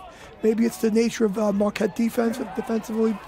It's also, you come into a game where you're supposed to win, you get down by a few goals, you start to get a little nervous. With that being said, transition goal, exactly what they needed. Great stick work there, passing back and forth. Malone with the finish there inside. That's his second of the game to go along with a pair of assists. And guys, this goes back to Pup Buono there at midfield to get that takeaway and allow to get this unsettled situation going. If you're Marquette, Coach Timo can't be really happy with his stick work, their stick work in the middle of the field, because it's one thing to turn over in your own. If you're Penn State, the other team still has to clear it. Marquette has to clear it. But in the middle of the field, usually you got guys running on, running off, odd numbered situations. Those are things you work out in practice a lot, scoring those type of goals, and Penn State's very good at that. Back to Williams for Marquette against Mullins. Williams 3 of 7 on the game. Mullins has taken every face-off for Penn State, and it's been a tough day for him there. Now 6 of 16. Good decision there to back that out after a Penn State goal. I think right now in a tight game like this, you want to get the most out of your possessions. Obviously, it's nice to score in transition, but a lot of times today we've seen some of those transition opportunities end up going the other way. So to get your offense on the field to play 6-on-6 and take some time off the clock if you're Marquette, I think is what you want to do. Yeah, I would agree with you. I think, sometimes you have to get comfortable offensively, right? A level of 6 on, how are you comfortable playing against the defense? And sometimes the more you play of it, the more comfortable you get, because you're getting a little bit of a rhythm. Absolutely.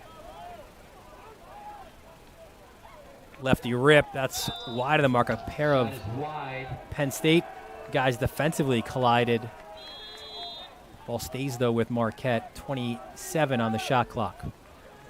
That's one of those lefty alley dodges that you get really deep, right, and tries to get that low corner and get the ball back off the miss. How about Alex Ross there with the takeaway, the true freshman as part of that close D. Oh, another pipe. That was Rappis. Excuse me, we're going the other way. That was Jack Trainer.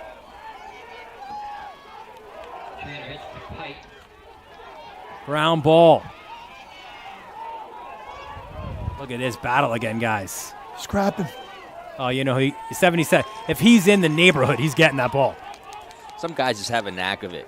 There's Gavin Adler in Cornell is a guy that I always love to watch, and he somehow, like Woodward, just always comes up with the ball on scrums. And with a long pole, it's even more impressive. Adler, Long Island guy, right? Hewlett High School, representing Nassau County. Low shot turned. That missed the mark. And here comes Penn State the other way. That was O'Grady with the attempt for Marquette. A little unsettled now. And again, come on. Woodward. Saving a goal there, because Penn State has really tried to push it in transition here early in the second half to create some opportunities, and that was a goal there if Woodward does not catch that. Listen, I'm sure that other teams have their guys and other... I don't believe there's maybe 5 better guys at close D this year than Woodward nationally. Well, in terms of being able to do all facets of the game. It's what he does for his team. Other than just cover his opponent, it's the transition, it's the turnovers. It's probably on wings of faceoffs when they need him. Low to low. Bauman again. His second of the game, and Marquette extends their lead to 8-6. Rob, someone asked me a couple weeks ago, what are the skills really needed to play high-level Division I offense these days? And I said, one of the skills is being able to throw the ball back with pressure. And you can see right there that the ability off the two-man game to throw that ball back, right, is a skill that, has to be. It's so critical these days to being that good offensive player in a Division I team. I've seen it a couple times today. Grady with the goal there, great shot, but a couple times where in the two-man game, that guy's not comfortable throwing that pass back, and he throws it forward when the guy behind him is open for a great scoring opportunity. And with how prominent the two-man game is, with how quickly double teams come, you have to be comfortable stepping away, freeing your hands, and making a pass that's going to get to your teammate.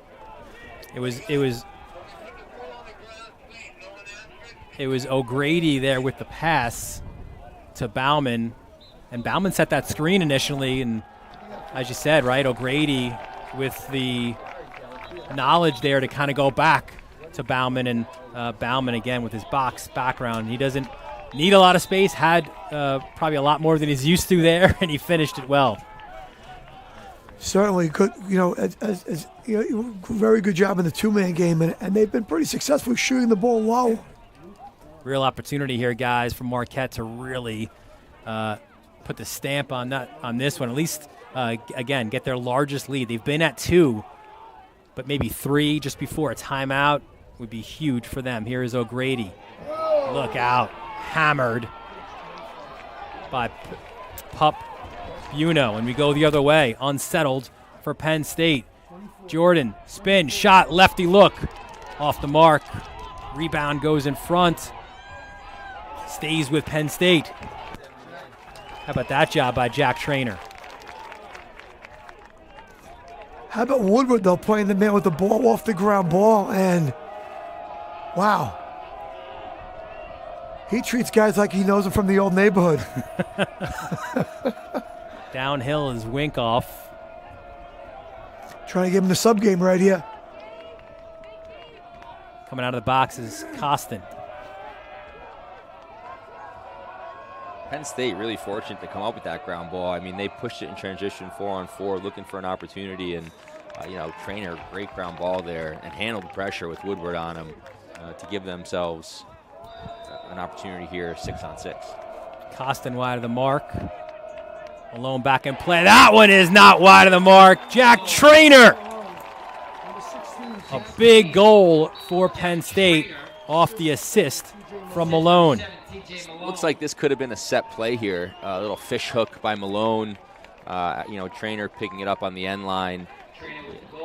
Yeah, comes in the crease here. A little fish hook. Boom, spot feed, and a nice little jump shot catch and finish. So great set play by there. I know Coach Tambroni from my Cornell days, we had a bunch of those in place.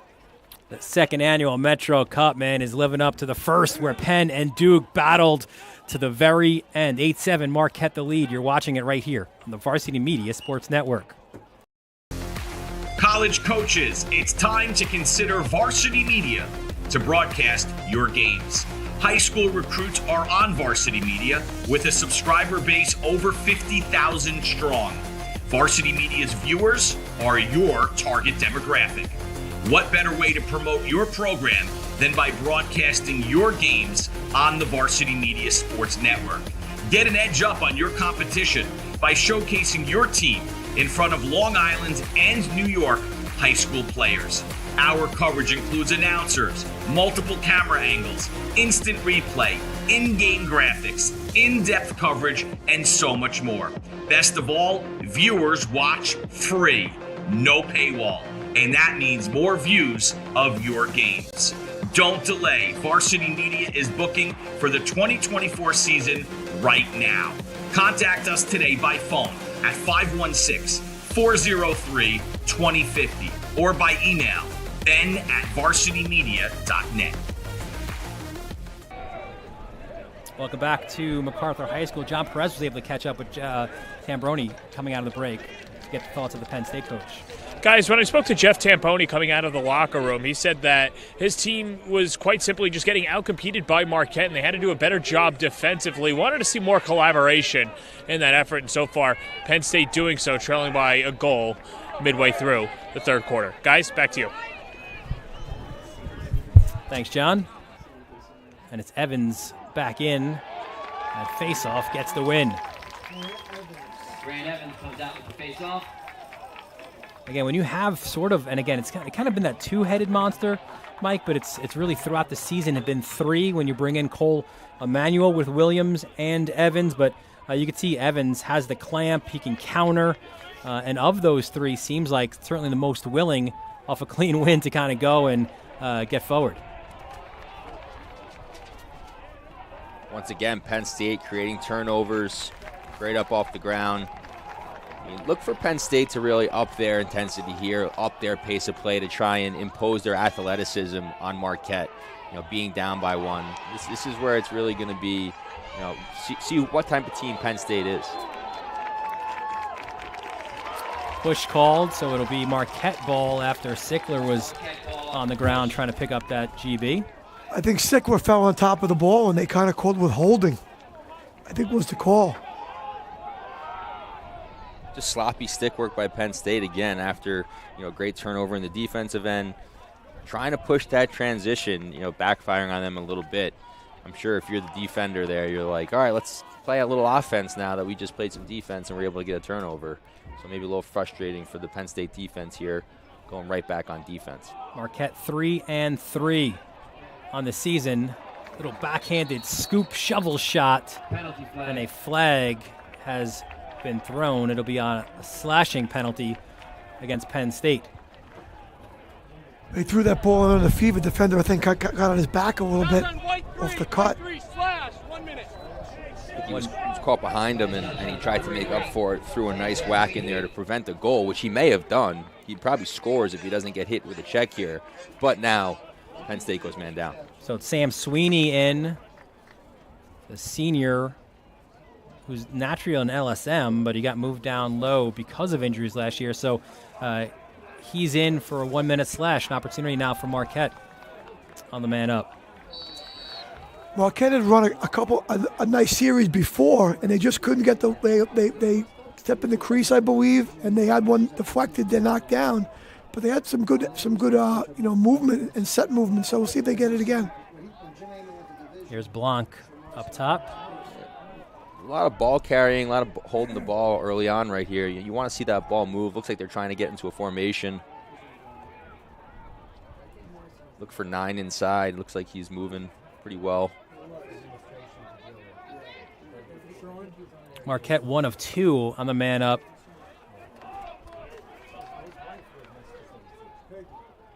$18 seconds left on this opportunity for Marquette. Nice look inside, and it's Bauman. Rob, I think you got coaching your future. You gotta get this PLL thing out of your life and start coaching. That's just the feeder in me, knowing who's open on the crease, always looking to the crease to jam it in there. But you could see Bauman was moving in and out, and that late cut inside, catching it, quick release, putting it off stick side there. Great shot, great find. Really finding that seam in the defense, and great feet. It's like what's that move where they say it's like Novocaine, right? The offense like Novocaine happens slowly, move the ball a little bit, manipulate it, find what you want. Eventually, one of the recoveries will be late, getting back to the crease guy in the 5-man rotation, right? Bauman's third of the game, second of this third quarter. And down is Evans. Took a big cross check. No flag was called, and the officials will stop the game as Evans will get looked after. Coach Stimmer looks like he was questioning the no call there a little bit, but it's a little tough because it's also human nature, right? Penn State was just man down, and maybe the referees are going to kind of let him play a little bit. Didn't really see something so necessarily egregious. It was actually from the front when you look at it on replay. He is turning to pass the ball and get rid of it, and he's naturally, his momentum's taking him to the ground. Tough play, tough call for official either way. Either coach isn't going to be happy, so. Absolutely not. We'll take a break as Evans is dealt with on the field. 4:40 left, third quarter. Marquette has a 9-7 lead. You're watching the second annual Metro Cup right here on the Varsity Media Sports Network. You're watching the Varsity Media Sports Network, the home for New York high school sports. Now is the time to order a college recruiting video with Varsity Media. College recruiting videos can save thousands of dollars on college tuition and help land a spot on the team. Our videos include your best plays set to music with spot shadowing effects to help you stand out from the competition. Contact Varsity Media today and mention this ad to save 15%. Call 516-403-2050 or email jeff@varsitymedia.net. Varsity Media offers live sportscasts for any event. Our productions include announcers, multiple camera angles, graphics, instant replay, and so much more. Hankinson getting it back. Hankinson going in, dropping it back. The shot of the goal! That's it! That's it! Norton! Pittsburgh, the Class A champions! please? If you want to enhance your event or make the experience better for your viewers, reach out to Varsity Media today and learn more about our live sportscast. Contact Varsity Media at 516-403-2050 or email Ben at varsitymedia.net. And welcome back to MacArthur. Evans, after being looked at, went to the bench. He'll still be evaluated there. Dylan Butler, Mike Hungerford, and Rob Pennell here with you in the booth. It's a turnover for Marquette as Penn State will now try to slice into their 2-goal deficit. I know you're not going to score in every possession, Rob, but I thought maybe the Marquette could have got kind of a bit of a force inside there a little bit. You're up 2 goals. Maybe you let the shot clock work a little bit and percolate your ball movement and your dodging, right? Yeah, I've been very surprised to see the pace that Marquette's playing at, given that they are the underdog technically. Usually, the underdog tries to slow it down and not play as fast and take time off the clock. To their credit, it's working in their advantage, but in certain situations, I think that it certainly pays to slow it down. Shot by Long was wide of the mark, and it's interesting too. This second midfield line again, because of injuries, guys like Mercer, Long, and Morin, they all played first midfield minutes a year ago. So it's not kind of your traditional second midfield line that's just sort of trying to give this the first midfield guys a break. There is Long handing off. Mercer, nice dodge.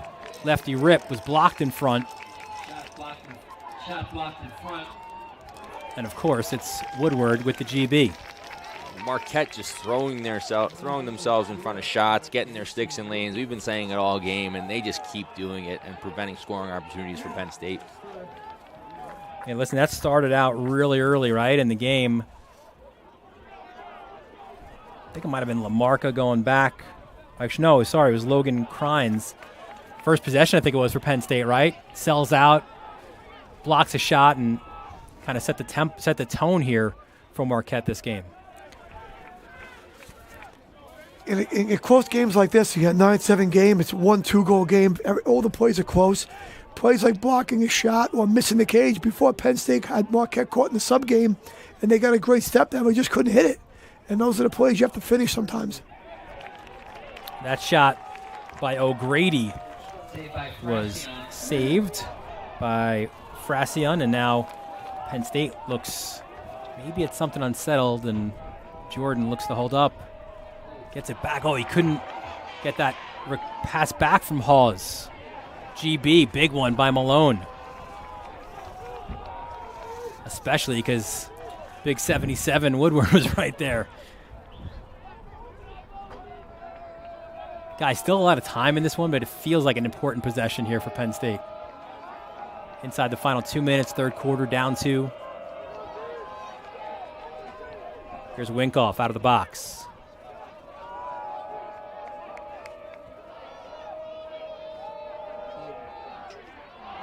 Jordan's shot. I think it might hit the side of the cage. Ball stays with Penn State.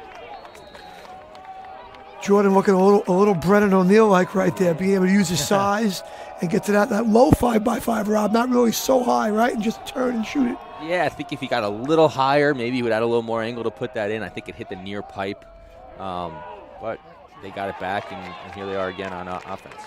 Low shot by Trainer was saved. Another shot, 2 saves by Alieri. Alieri's excellent from the lower angles. Like, he really takes up. He's a pretty big body guy. He takes up good space. He's got good skills. Catches things clean. Very impressed by his play today. Inside the final minute of this third quarter, Marquette, a 2-goal lead, an opportunity should they decide to hold for 1.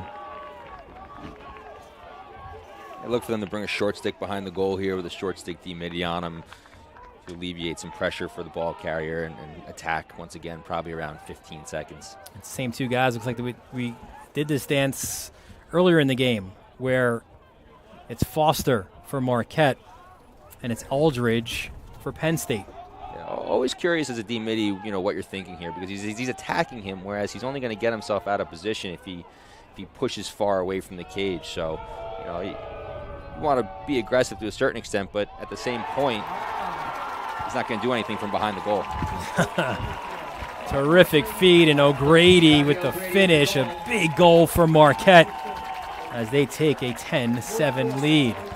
Just great off-ball play here. There was really no dodge or aggressive dodge to the goal. He's wide. He's not a goal scorer out here, so no need for a slide. Just man, loses track of his guy, and O'Grady with the goal inside there. Big East Rookie of the Year a year ago, Bobby O'Grady from Roxbury Latin up there in Milton, Massachusetts. Teams are understanding who he is, but 18th goal, already nearly 20 on the season. Tough for Penn State. You can't lose O'Grady there. He's the marked man, right? Got to find him in there, and you got to know the ball's going to get thrown inside, and got to be on hands, check sticks, and if you Penn State, you got 12 minutes here to 50 minutes, to catch up here a little bit. 3 quarters in the books, and Marquette looking for their signature win of this season. The Golden Eagles have a 10-7 lead.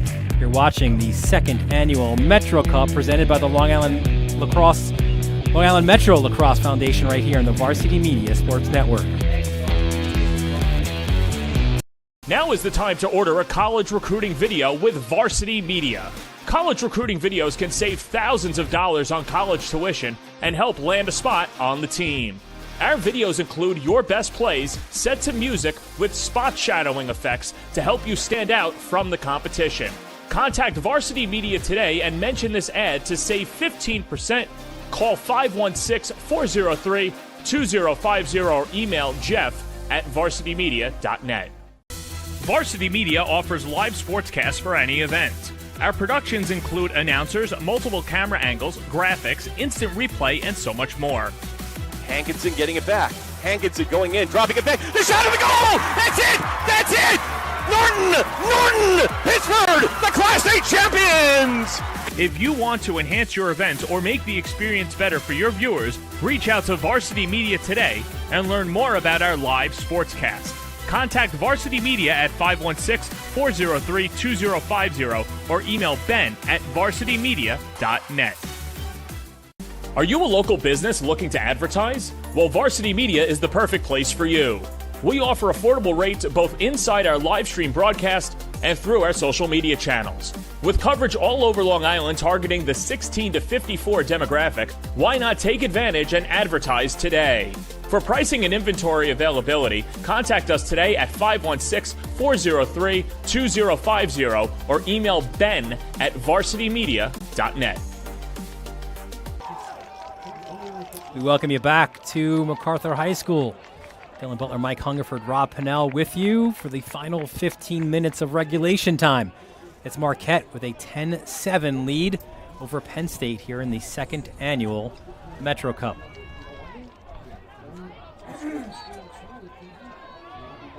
Williams back in at the face-off X for Marquette. And it's won there by the Golden Eagles. Ground ball scooped up by LaMarca. They've gone double Paul on every face-off of the game. Woodward and a couple different other Poles, LSM's defensemen. And they've been able to, when they won, to manage the game and handle the ball pretty well. Very impressive. Yeah, you look for Marquette to maybe take the air out of the ball a little bit here on offense, but then again, they've been pushing it the whole game, so you don't know. But with a 3-goal lead, if you can get that shot clock under 30 every possession, you're taking almost a minute off the clock. Here's O'Grady handing off. He had the last goal of the game. Cowan's got a couple as well in this one, but that's an errant pass, and that's exactly what you can't do if you're Marquette. Once again, great job, Penn State, sticking passing lanes behind the goal there, causing that tough pass, but also a tough catch, and that's the turnover Penn State needed. And they had a little trouble in a few possessions with the two-man game, and they managed to play good defense on it right there. So Penn State gets the clear, down by 3, and listen, this game is so fast. Certainly it's no time, right, to get out of what you normally want to do. Here's Costin Spins inside, firing a lefty shot wide of the mark. I think one of the things Penn State needs is they need the middies that are being defended by the short sticks to win their matchups a little bit better. Right now, I think Winkoff has the pole. You got to win those shorty matchups a little bit if you can. Yeah, it's important for those guys to win their matchup, draw slides, because that starts the ball movement, for those step downs or for those easier dodges on the backside with no slide. There is Winkoff to Costin. 13 now on the shot clock. Winkoff fakes his shot. Got to go now, 9. Step down, how about that one, Jack Trainer. Great move by Trainer. He catches that ball, right? You have that ball movement to that backside on the long pole, no slide. He climbs the hash, a little hesitation at 5-5, and then continues up the field for that jump shot to create separation, but also free his hands. Puts it to a great spot. It kind of looked like Granger didn't really drive him there, right? He kind of was a little easy on him there and didn't really get his hands on and drive him. And Trainer felt that, right? Was able to jump up at the jump shot and finish that ball. Yeah, I think maybe he was waiting for the inside roll and to prevent that, and that allowed him to continue up the field to increase his angle. I was thinking that a little bit, that maybe he was going to inside roll there, so maybe the defender was where I was and gave him the high side a little bit. Trainer's second of the game. Where's that special number 16, which has been given out since 2016 to the senior with the heart of a competitor, remembered for Connor Darcy, who died in a car accident prior to his redshirt junior season in June of 2015. So now Marquette, 10-8 lead. Looking to extend it again. Nice pass to Cowan. Oh, man, how quick did the defense come for Penn State? Now the physicality picking up a little bit. Both sides. I think Marquette trying to match Penn State's intensity in the middle of the field. I think that was Posey with the closeout, right? Yeah. And go the other way, yeah.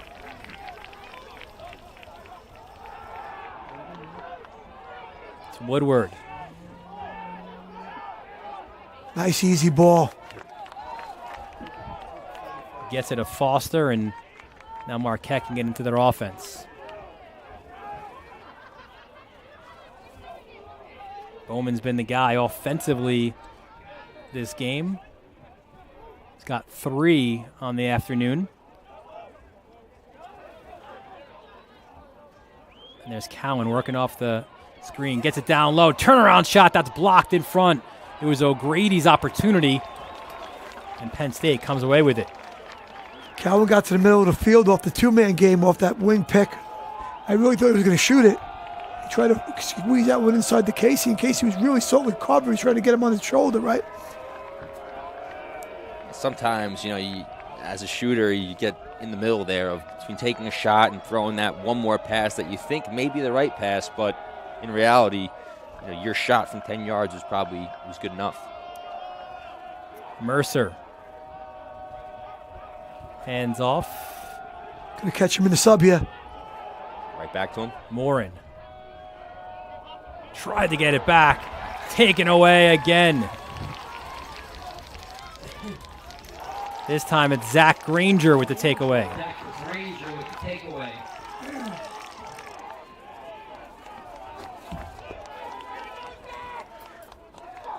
Ten minutes to go, up 2.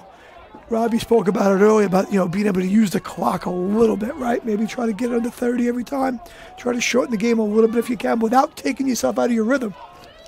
And keeps your defense fresh, right? They're still able to get in those passing lanes and make plays like they did just right there. There's Blanc. Marquette coming off a loss at home to Bellarmine, and they've just tacked on. No, they said no goal, crease violation.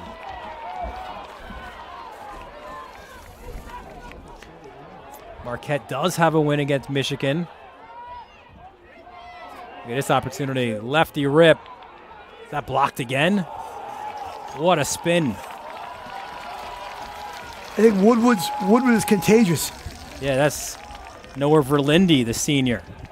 I mean, when you have a guy like Woodward that plays with the intensity that he does, but also fundamentally the way which he does, he's going to wear off on other guys. And Verlinde making a great play right there, and the ground ball afterward was just as impressive.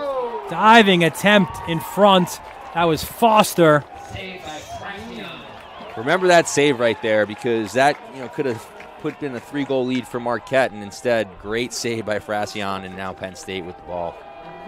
And Mr. Consistency this year has been Frassian, the sophomore from Annapolis. Made 16 big saves against Cornell last week. That was the 3rd consecutive win over a ranked Ivy team for Penn State. They went Yale, they went Penn, and then Cornell, and sloppy right now for the Nittany Lions. I know Coach Sambroni can't be thrilled with the stick work. Product of West Genesee High School, and Coach Masser, and stick work being a premium for him. Verlinde feeling himself there, going behind the back. Now numbers for Marquette. Cowan. Smart play, get it out, get your offense on the field. But to your point, I know Coach Tambroni. I know how important the details are and the little things and the unforced errors of stick work. And today, it's just Penn State's just been a little off with their stick work, and it's caused them quite a bit. Yeah, Rob, you mentioned possibility of a trap game considering what's happened. And look at Blanc. The dodge and the finish for Luke Blanc out of Seton Hall Prep by way of UMass. That's called putting that ball in a knot hole in that small angle, right, Rob? I'm not sure how he gets this in. I mean, this is very Canadian-esque of him. He's a New Jersey guy, but he's at 2 yards there and gets it near side, puts it to that far corner. Just catches the goalie off the pipe there a little bit and then sneaks it inside. Blanc has been red hot. Last 3 games, has scored 8 goals, has another, and Marquette has an 11-8 lead. 7:36 left here, 4th quarter of the Metro Cup. You're watching it right here on the Varsity Media Sports Network. Hi, my name is Kevin Winkoff, Cold Spring Harbor, class of 2018.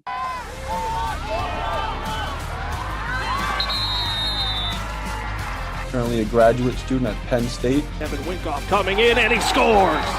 And you're watching Varsity Media. Now is the time to order a college recruiting video with Varsity Media. College recruiting videos can save thousands of dollars on college tuition and help land a spot on the team.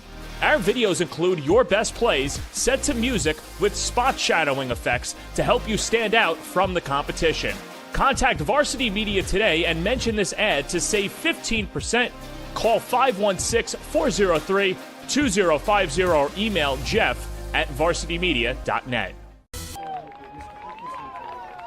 Good look there at some of the crowd and some of the folks from Happy Valley. Not very happy right now. Penn State down 11-8. Here is under 8 minutes left in the 4th quarter.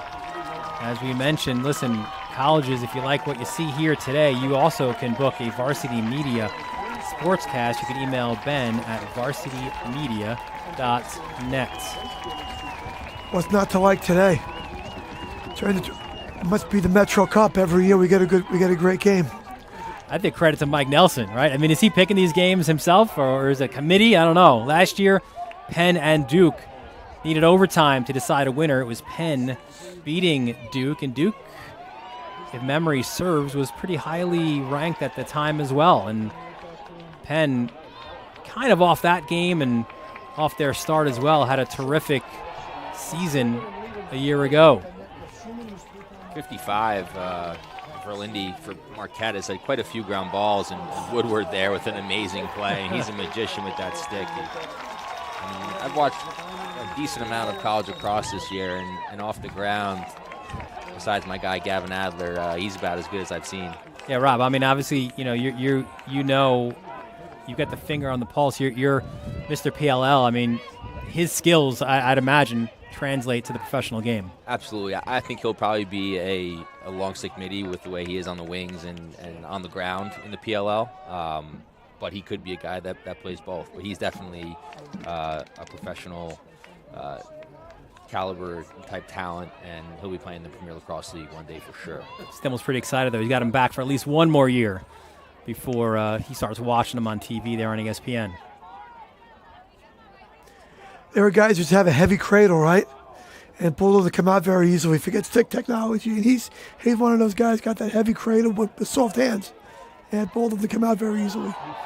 Cowan off the screen. Flag is called. So it'll be a man-up opportunity for Marquette.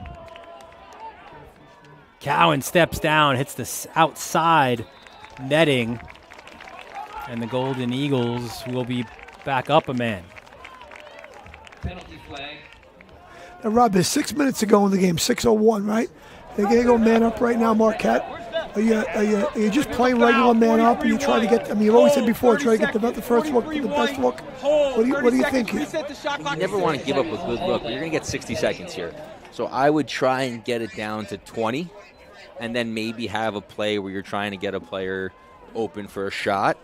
But the last thing you want to do is take an early shot, not take much time off the clock, and give Penn State the ball going back the other way. So 30-second man-up opportunity here for Marquette. And with the hold call there, I think pretty much, I thought he was a little under his mask. I'm surprised, but yep. Time of the game, maybe trying to.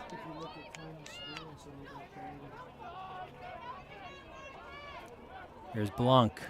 Even with that, 30 seconds, especially if it's that, you still don't want to force it. I mean, that guy's going to. On cue. A forced pass down low. And a turnover for Marquette. The final 5 seconds of the man up. You fight that urge, right? You're like, you're man up, we should score a goal, we should get an opportunity. Yet, if you have the ball and you're up by 3 with, could be 5 minutes to go if you hold it there, you're in a great position to win the game. And now on the ride, Marquette goes off sides. So Penn State's going to have a man up on their side, unless they score. Yeah, on Penn State, you almost should just throw the ball out of bounds right now, because if you score, the penalty's wiped out, right? Take time, you're taking more time off the clock. But then again, a goal on man up isn't guaranteed. Trainer, step down, wide. And now we will have the man up opportunity after Marquette went offside. Penn State have an extra man off of Marquette offsides.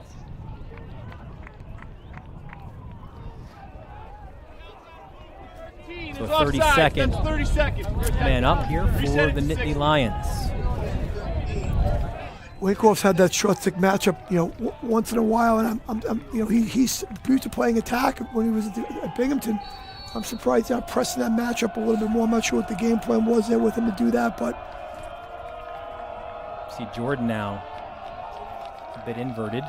Marquette doing a good job extending out here. Just got to move that ball and get a look inside maybe. They're getting on hands or getting in passing lanes, really making themselves look bigger than they are. Keeping Penn State on the perimeter. Another shot blocked. Credit LaMarca with that. A little unsettled now. Skip.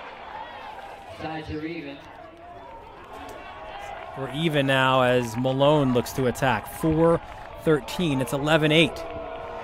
Can't play any harder than the Marquette guys are playing right now on the defense in the field. It's pretty inspirational, to be honest with you. It's incredible. You think they're out of position. You think Penn State maybe has an opportunity, and they're just getting back in the hole, getting in lanes, and really their composure by their pulls here in the clear and getting ground balls, tough ground balls, maintaining possession. Shooting out of a 10-man. Yep. And it stays with Marquette. So even there, right? Great IQ for Marquette. Good job by Penn State jumping in the 10-man, trying to change the tempo a little bit. The clock's getting a little short on them now. And I think Penn State thought they were closer because the goalie was towards the back line, but there was a back line player from Marquette that the official ruled was closer. It's definitely very close situation. And the official's way closer than we are, so. So now Marquette 35 on the shot clock. 3:13 on the game. It's Cowan. Back to Blanc.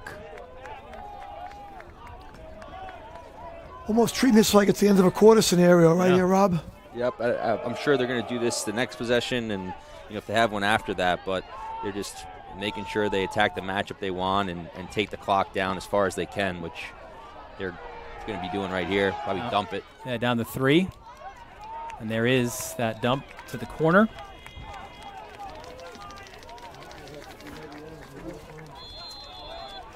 .239 left. Marquette looking for their biggest win of the year. Obviously, if you're Marquette defensively, you want them to have to earn the goal, but you don't want to foul here if you can't help it. You might see them go into a zone, maybe to make them beat them one-on-one.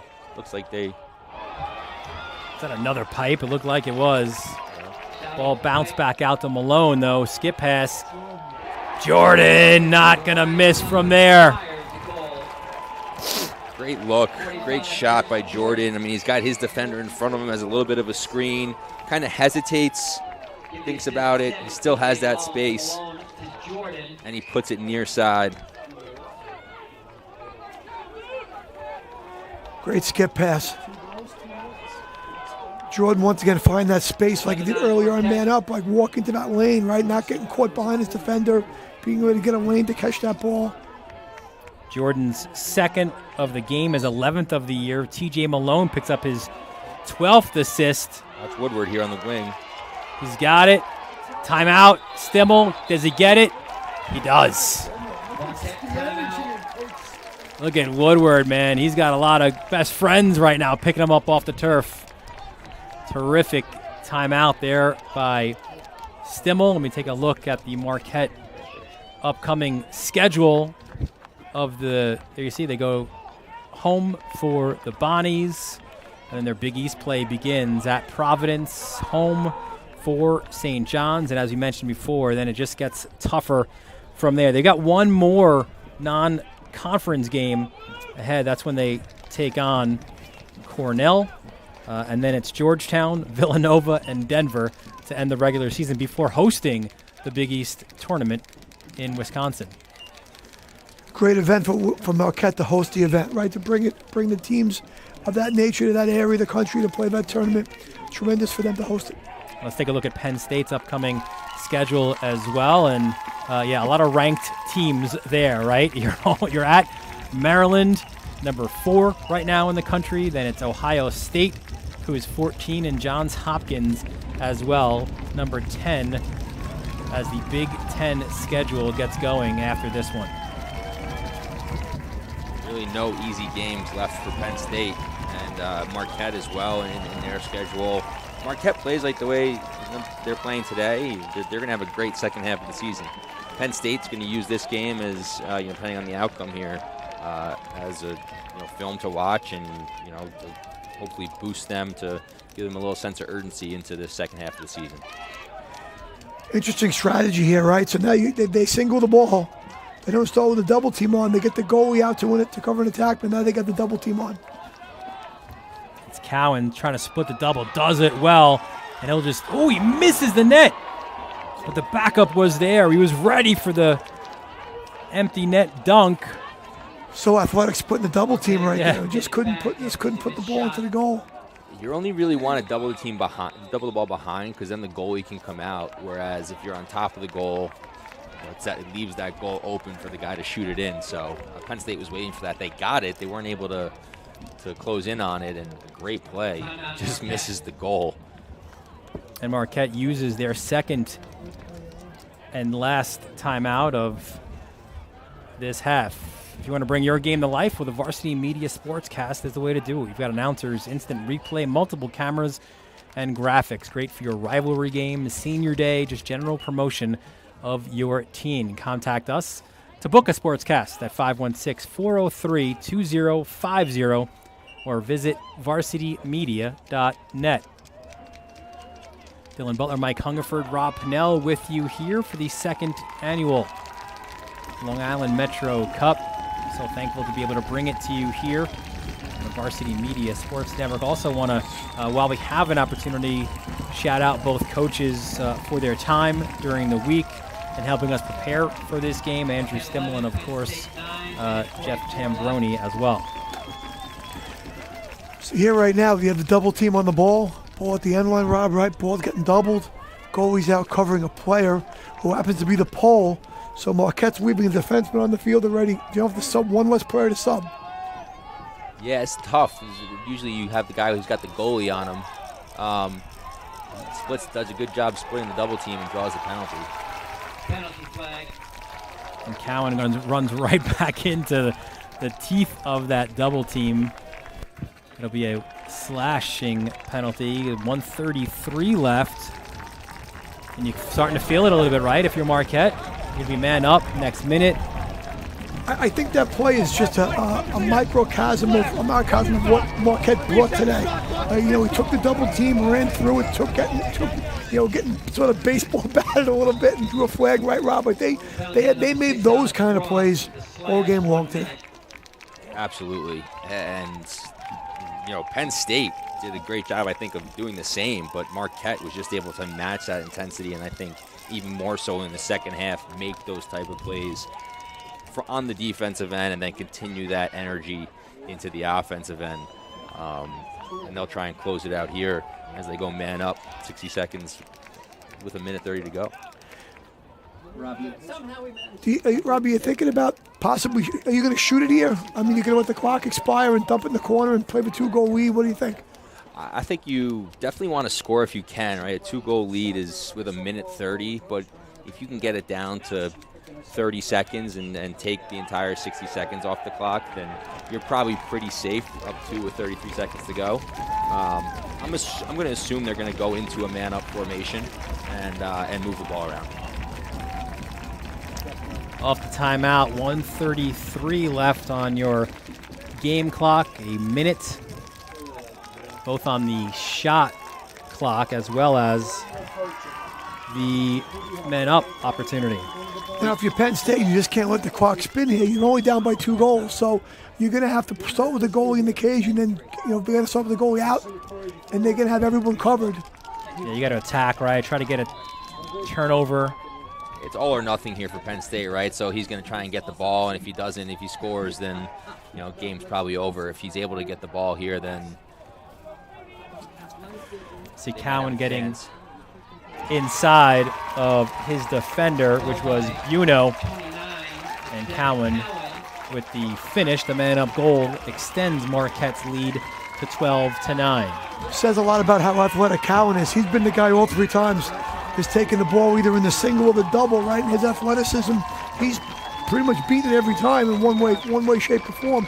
That way, he must have felt like it's only one guy now. This is going to be pretty easy, and he was able to get to the goal. So, if you're Penn State, you had to do that. Lose by 3 goals or 2 goals, doesn't really matter at this point. You need the ball.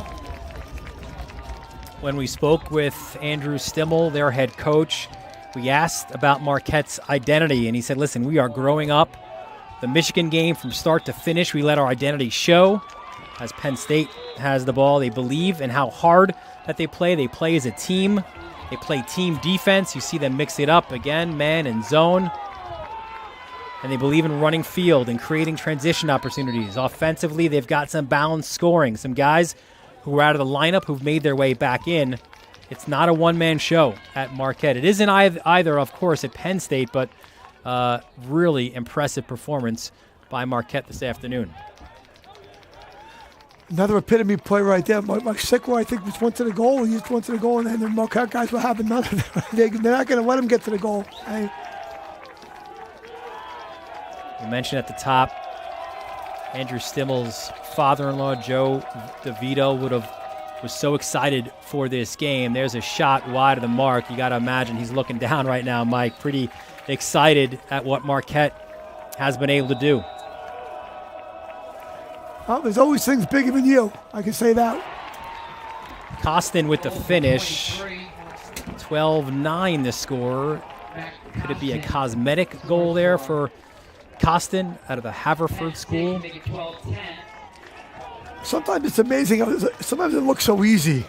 And another time it just looks so hard. Rob's laughing at that. I'm saying that right now. But all the lacrosse you played, and you laugh at such a high level, Robert. It's so true, right? Like sometimes it's just really easy, and other times you can't think, like, where's that been all game, right? Dodge to a shot, and there's that sense of urgency when you're down 3 in the final minute, and there's a great dodge, great shot, but that could have been going on all game and creating opportunities. But see if Penn State can make it interesting here, as they're to 2 goals, and they can get one quickly here. Oh, flag down. Flag down as well, yeah.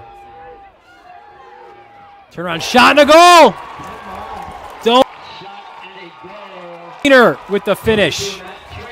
Is it a slash, or is it a hold, or? It'll be a hold, so they're going to wave that off. It's a good goal, and it's 12-11.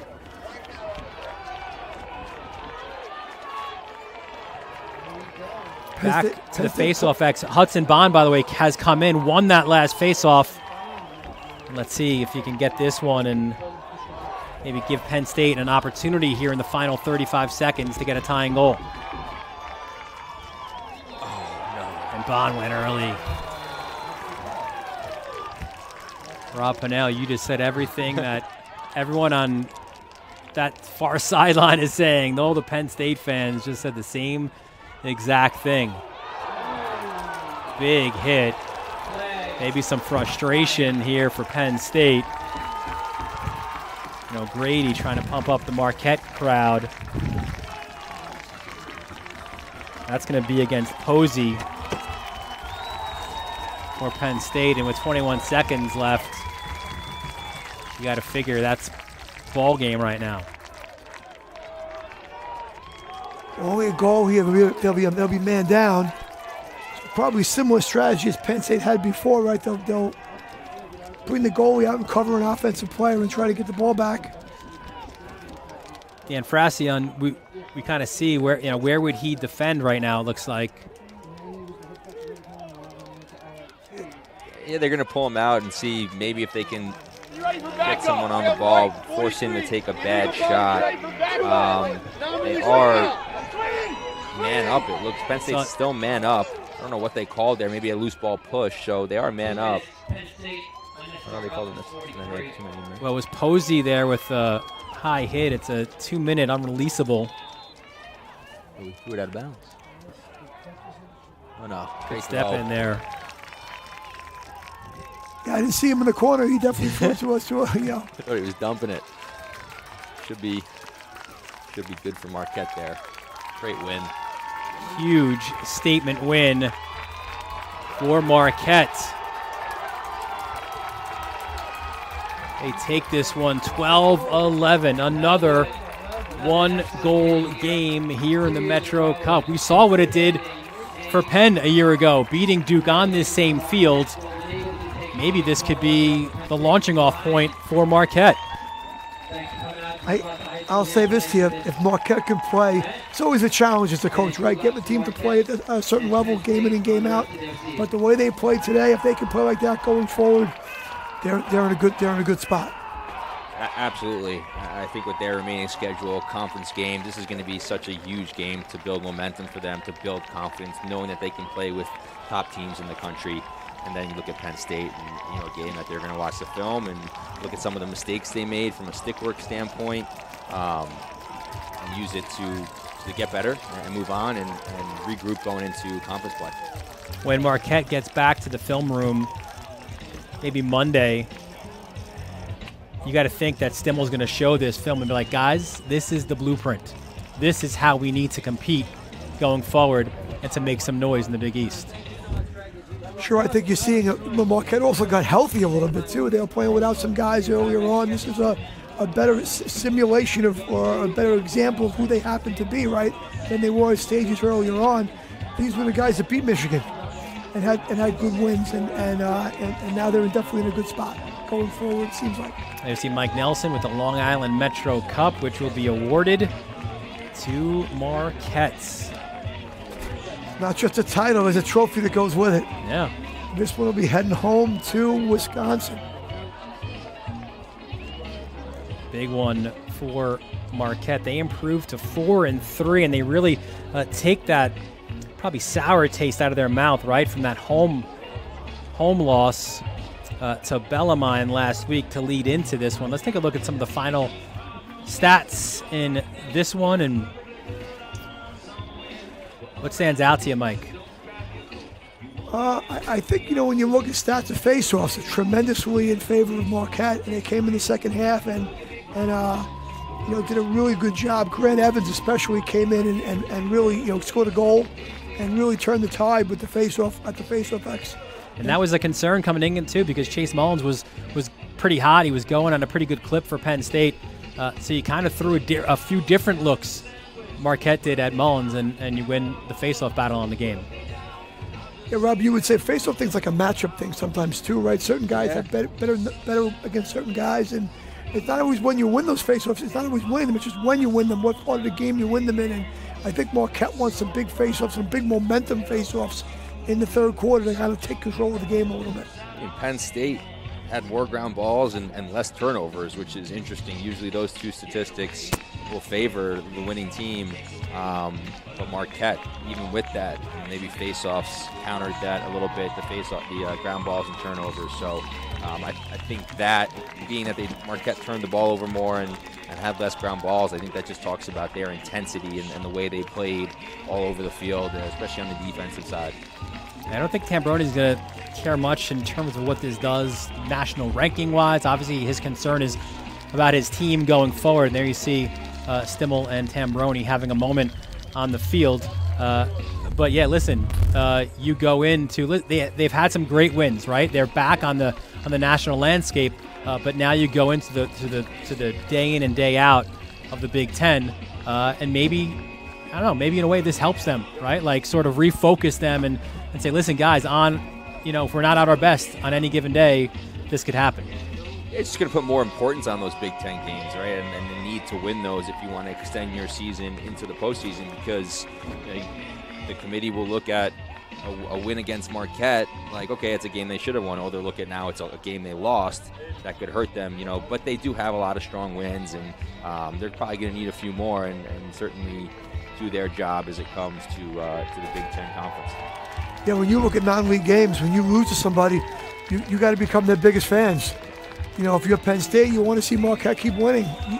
Keep having success, and because at the end of the year, right now, Marquette's 4-3, and everybody coming in kind of thought Penn State would win the game, but maybe a month from now, you look back and maybe Marquette's they're 9-3. And it doesn't look like a bad loss is the wrong term. I don't mean to say that, but a game that Penn State should have won. Now it looks different. So only time will tell. But usually when you get beaten in a non-league, non-conference game, you root for those guys going forward. Coach Stimmel had his team ready to play today. Credit to them coming back home. Where his wife's from, and obviously an emotional day, but great job by Marquette, and they earned it today. I'll send it down to John Perez, who has a whole bunch of Marquette guys around him. Deb, a week ago, you guys have a tough home loss. You travel over to the East Coast, and now you knock off Penn State. How'd you do it? Yeah, just look around. All these guys, we're as tight as can be. In the face of adversity, that's when we perform the best. So give us a challenge, and we'll show up. We heard earlier this week we haven't seen the best of Marquette yet. You knock off Penn State, I'd have to imagine you're getting closer to that. Hey, every day is a closer day. Every day, everyone's showing up at practice, going all out, giving it everything they got, and that's why it comes, hey, we got warm weather, we're loose, we're ready to go. And I have to imagine with the rest of the season how much momentum does this give you guys going forward? Oh, it'll give us a ton of momentum. We knew we had it in us. It's just a matter of showcasing what we got every day. To all those Marquette alum and student base watching at home, what do you have to say to them? Hey, Marquette's on a roll. We're going to keep it going. That's all I got. There you go. That's all he's got. Marquette, they win it, guys. I'm very happy to send it back up to you. Awesome stuff. Look at the smile on the faces of the dudes at Marquette, man. They are pumped. They probably didn't even know what that thing was before they started this game, but they're loving lifting the Long Island Metro Cup right now. We mentioned a few guys going into the game for Marquette, and Woodward showed out his game pretty well today. That man right there, number 29, Devin Cowan, pretty good athlete. Pretty good athlete right there. He delivered in the clutch, right? They have the ball offensively, and they need to kill some clock or split some double teams, draw some penalties, score a late goal there. That ended up being the winning goal. he came through. But Woodward all game long was impressive to watch. My first time watching him this season, and he delivered, and certainly was a huge part of Marquette's win today, along with the entire defense. They did a great job all day long. One more reminder again for college coaches: if you want to book a Varsity Media Sportscast, you can email Ben at varsitymedia.net. Mike, Rob, this has been fun. Fun game of the one-goal game here at the Metro Cup. Maybe do it again next year as well. We like one-goal games. They're exciting. They're fun for us. They're fun for the fans, and fun for the guys out there too. I mean, obviously it's nice to win in a blowout game, but playing a competitive, high-intensity, aggressive type game like today's game was great. Yeah, when you're with Long Island Metro Foundation, a lot goes into this. A lot goes into these neutral site games, playing at a high school, and a lot of things you have to do to make it happen. And I think it's we're very proud of what went on here today, and the teams represented NCAA lacrosse, the Division men's lacrosse in a great fashion, and always exciting for the fans on Long Island to come see something like this in person. And being a high school field, you're a little bit closer to the action, and you see the level of play and the intensity of play that was on display here today. Shows you a lot of young kids what it takes to play at this level. Yeah, great stuff from Mike Nelson and the Long Island Metro Lacrosse Foundation. And also a lot goes into these sportscasts as well. So we want to thank our entire Varsity Media crew, our executive producer, Ben Turchin, our technical director, Chris Sweeney, our sideline reporter, John Perez, also Travis DeLuise, Angelo Caiezo, Ron Pierre, and Matt McCower-Brown, bringing you all those great moving images from my broadcast partners, Mike Hungerford and Rob Pinnell. I'm Dylan Butler, thanking you for joining us, and we look forward to seeing you next time on the Varsity Media Sports Network.